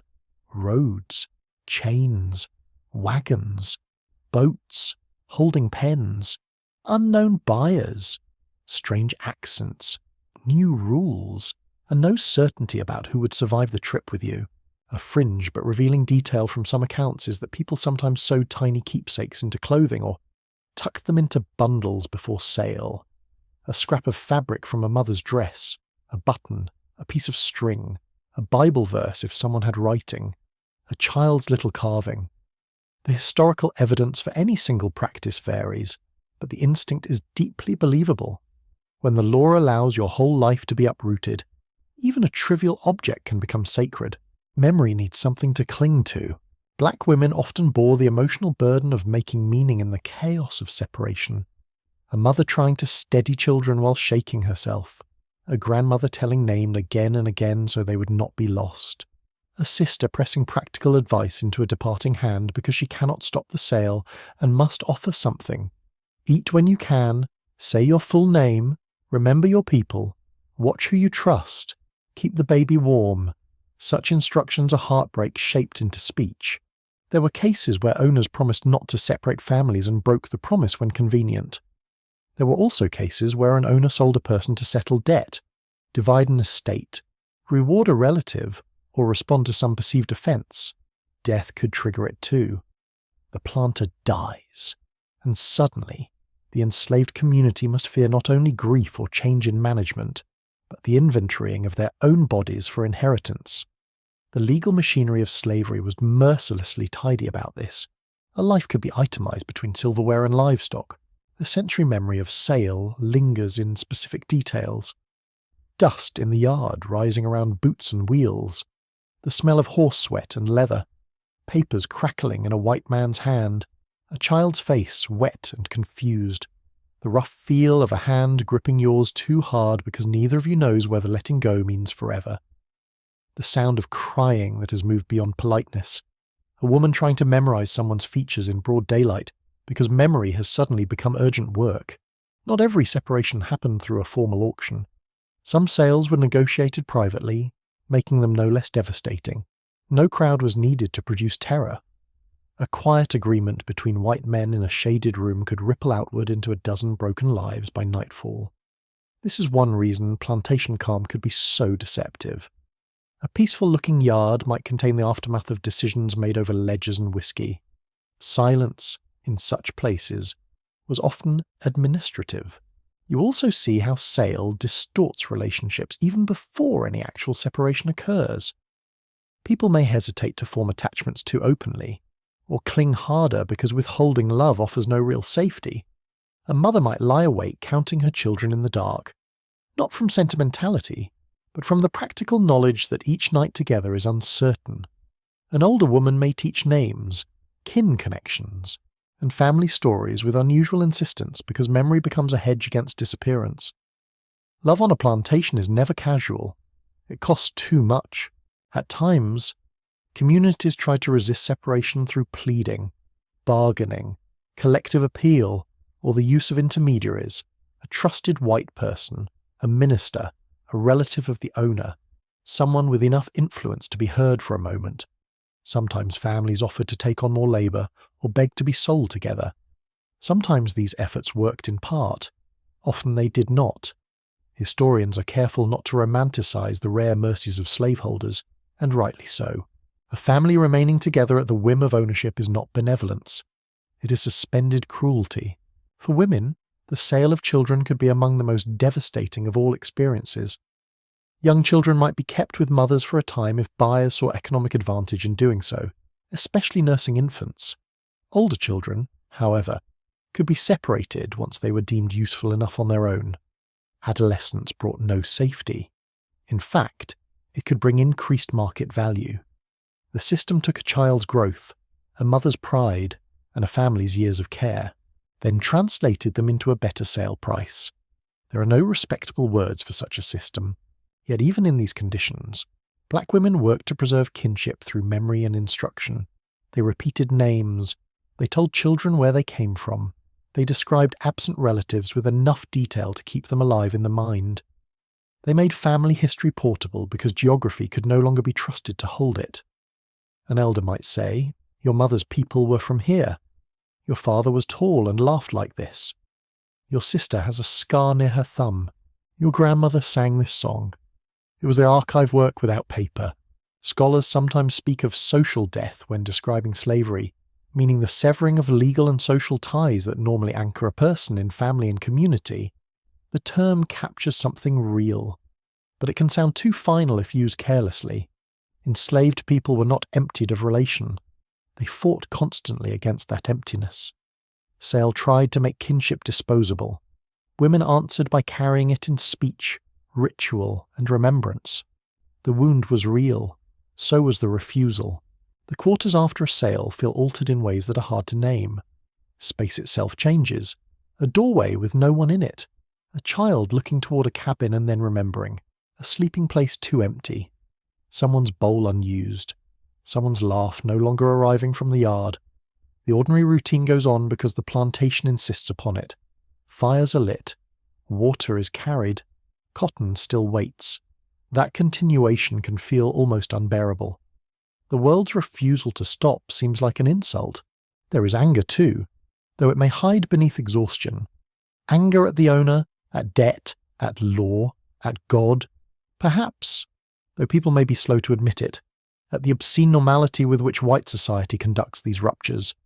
Women often had to manage not only their own grief, but the emotional shock moving through children and elders around them. They steadied others while scarcely able to stand steady themselves.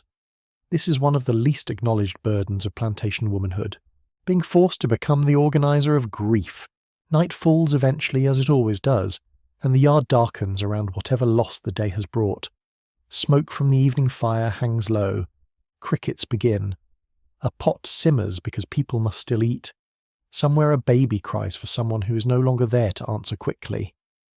In one cabin, a woman sits with her hands in her lap, too still. In another, an older voice tells a child the names of relatives again, carefully, as if laying stones in a line that must not be broken. The cotton economy measured wealth in bales, acreage, credit, and output. But beneath that polished language moved another economy, one of stolen daughters, sold mothers, absent husbands, scattered siblings, and children taught to remember under pressure. Black women lived at the centre of that violence while also doing much of the work required to resist its total victory. They held families together when possible. They mourned when not possible. They taught memory because memory might outlast distance. And when the wagon had gone, when the dust had settled, when the white men had folded their papers and returned to their supper, it was women in the cabins who still had to gather the children, tend the fire, answer the questions, soothe the crying, and keep the names alive in the dark. The written record of plantation life often speaks in a voice that feels cold even when it pretends warmth. A ledger lists names, ages, prices, births, deaths, cloth issued, pounds picked, rations distributed, punishments implied or denied. A planter's diary may complain about weather, debt, or labour, as though the human beings around him were simply difficult machinery, with feelings he found inconvenient. A traveller might glance at the quarters, note a few surfaces, and move on feeling informed. This is what survives so often on paper, not the full life, not the pulse of it, only the version power found useful to preserve. For black women on cotton plantations in 1840, that means much of what mattered most was either distorted, minimised, or missed entirely. The record notices a birth, but not the mother's fear through the night before labour. It notices a sale, but not the way an older sister kept saying a child's name afterward, so it would not disappear. It notices a woman's skill if that skill increased profit. It rarely notices the intelligence required to keep several children fed, a cabin ordered, a garden alive, a fever watched, a dangerous man avoided, and a piece of family history intact all at once. The archive is not empty. It is selective. There is a difference, and a revealing one. You can imagine a plantation book opened on a desk in the big house. The page smells faintly of ink and dust. The paper is thick, respectable, sure of itself. Across it march numbers in neat lines, cotton weights, monetary values, dates, names shortened, misspelled, or flattened into categories: woman, girl, breeder, cook, seamstress, prime field hand, old, sickly, increase. The language turns life into management. It would like to persuade you that what counted was countable, but a woman's real day was larger than the page. The page cannot hold the smell of lye soap on cracked hands, the sting of cotton burrs under the nails, the sound of children breathing in a crowded cabin, the quiet exchange of warning between women at a well, the exact look on a mother's face when a trader enters the yard, the private relief when a fever breaks near dawn, the secret humour of a remark made just low enough to keep dignity alive. Those things shaped life no less than rations and punishments did. Arguably more, they formed the texture of existence, the felt reality of being human under a system determined to reduce humanity. Historians have spent many years trying to recover these missing dimensions. They read plantation records against the grain, noticing what slaveholders reveal accidentally. They compare letters, bills of sale, travellers' accounts, court cases, advertisements for fugitives, church materials, oral histories recorded later, archaeological findings, and the memories preserved in black families and communities. Even then, uncertainty remains. That uncertainty is not failure. It is part of the truth. Slavery produced silence as one of its many violences. Some lives were never written in their own words. Some feelings survive only as inference. Some acts of care left no paper trail at all. This is especially true for black women, whose labour was often treated as ordinary precisely because it was indispensable. Cotton planting, hoeing, picking, carrying water, cooking, washing, sewing, nursing, child tending, healing, burying, comforting, and sustaining were expected of them so routinely that white observers often stopped seeing the skill involved. When a form of work is assigned to women, and racialized at the same time, dominant society becomes wonderfully convenient in its blindness. It starts calling expertise natural. It calls endurance ordinary. It mistakes being forced to become capable for being born to serve. You know better the moment you pay attention to the details. A cabin does not stay livable by instinct. A child does not survive infancy on a plantation because the air is favourable. A sick elder is not eased through fever by accident. Clothes do not mend themselves. Cornmeal does not stretch itself into supper. A field hand does not develop efficient technique by magic. These were learned, practiced, refined capacities. Black women carried systems of knowledge in their hands. voices, and habits, practical knowledge, emotional knowledge, social knowledge, agricultural knowledge, medical knowledge, spiritual knowledge. The kind of intelligence history once overlooked because it happened outside schools, courts, and offices run by white men who mistook their own paperwork for civilization. There is a peculiar insult in reading plantation documents that praise order. Order, according to the planter, means crops managed, labour extracted, cabins counted, accounts balanced, people obedient. But another kind of order was being made every day beyond his understanding. Women created routines that kept babies fed when mothers were overworked. They sorted sleeping spaces in crowded rooms. They organised clothing, food, stories, names, kin ties, herbal remedies, and warnings. They knew where each child had gone, who was unwell, which neighbour needed help, who should not be left alone when the weather was turning, and what could be spared from the pot. This was governance in the most intimate sense, not ceremonial, not official, but essential. A quirky challenge for historians is that many of the most revealing details survive in places never meant to honour the people described. A runaway advertisement might note that a woman carried herself with confidence, had skill with sewing, spoke forcefully, or was suspected of trying to reach kin. The owner writing the notice meant to recover property. Instead, he sometimes preserved evidence of personality. A plantation mistress complaining about a servant's pride may unintentionally reveal self-respect. An overseer irritated by women talking in the yard may accidentally testify to the existence of vital social networks. Power often leaves fingerprints when it tries to tighten its grip. Still, large parts remain unknowable in precise form. Historians still argue whether certain customs were widespread or local, whether a remembered practice dates clearly to 1840 or reflects a slightly later moment, whether a songline came from one region or another, whether a burial custom, a healing recipe, or a marriage ritual represented direct African retention, creolized adaptation, or plain practical invention under new conditions. These debates matter. They sharpen understanding, but they also point toward a gentler truth. Black women on plantations were not static figures preserving a frozen past. They were creators within catastrophe, adapting memory to circumstance with remarkable flexibility. The archive also struggles with inward life. It can tell you a woman gave birth, was sold, was punished, was valued at a certain sum, was assigned to a particular task.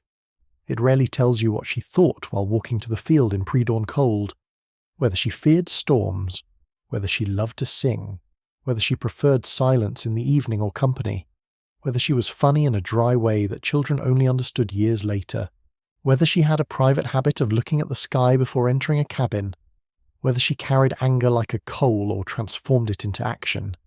Yet these things matter because they are part of personhood. To say that the record misses them is not sentimental. It is historically important. Black women were not only sufferers in this world, though they suffered greatly, they were also interpreters, planners, negotiators, creators, and judges of character. They read danger quickly. They made decisions under pressure. They preserved pieces of family identity when legal identity was denied. They taught children rules for survival without wanting those rules to become the whole soul. They managed the impossible mathematics of too little food, too little time, too little sleep, too little safety. They also created moments of beauty and grooming, song, prayer, story, and domestic order. A clean child, a well-tied headcloth, a patched dress made neat again, a good pot of greens, a hymn at the end of a punishing day. These were not trivial. They were declarations that life remained larger than the plantation's claim. Some scholars caution against speaking too smoothly of resilience, and they are right to do so.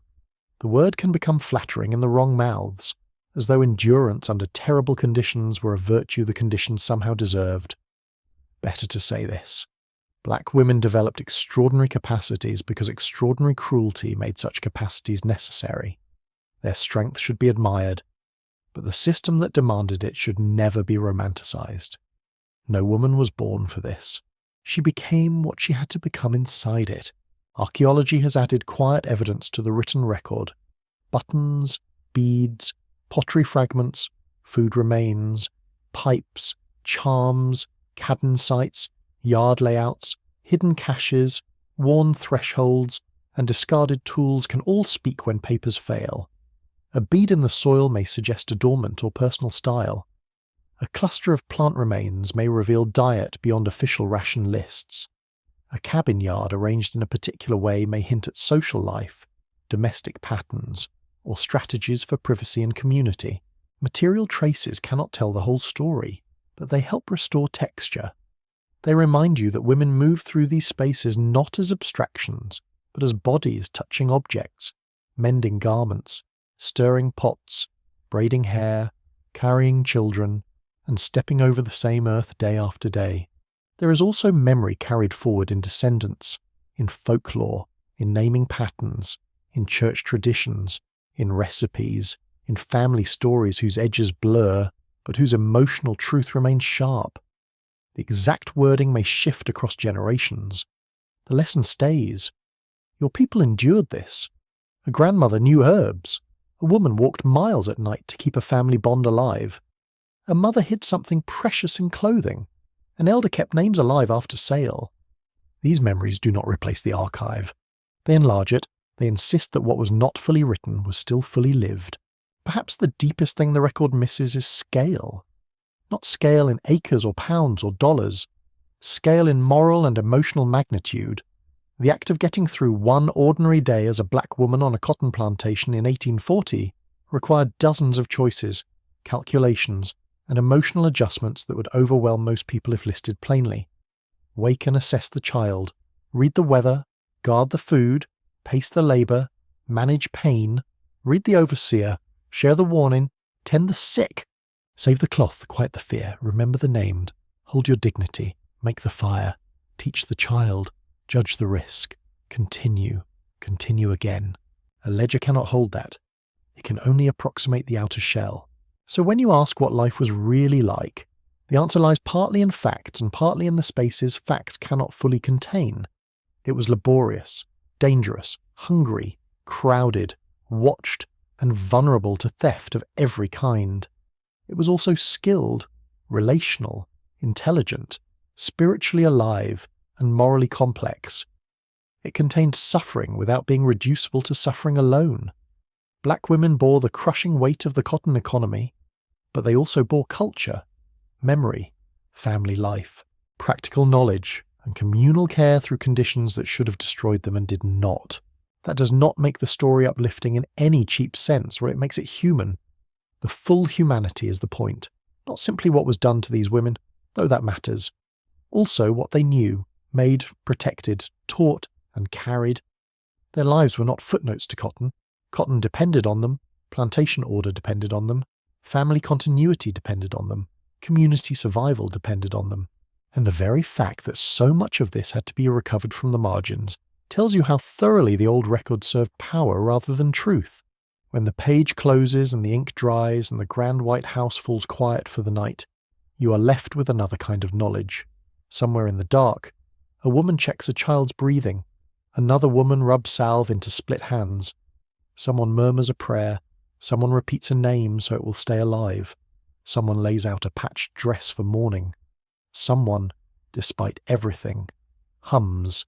That world existed whether the ledger honoured it or not. Now the night softens around the cabins. The air cools. Smoke rises in slower threads, and the stars begin to show more clearly above the trees. The hardest edges of the day blur a little in the dark, not because they are gone, but because sleep approaches in gentle steps. You can almost feel the tired earth settling. A child breathes evenly. The fire is low. Crickets continue their patient song, as if the whole landscape has agreed to speak more quietly. Let your mind rest with those small human sounds. A hand smoothing a blanket, a whispered blessing, the faint rustle of cloth as someone lies down at last. The night does not erase what was harsh, but it places a little distance around it. In that softer space you can hold the truth more tenderly. These women were not shadows moving through someone else's history. They were living centres of thought, work, love, judgment, fear, skill, and endurance. Their days were hard beyond measure, yet they kept shaping life within them. They kept order where chaos was imposed. They kept memory where erasure was intended. They kept warmth, language, prayer, and care moving through the dark.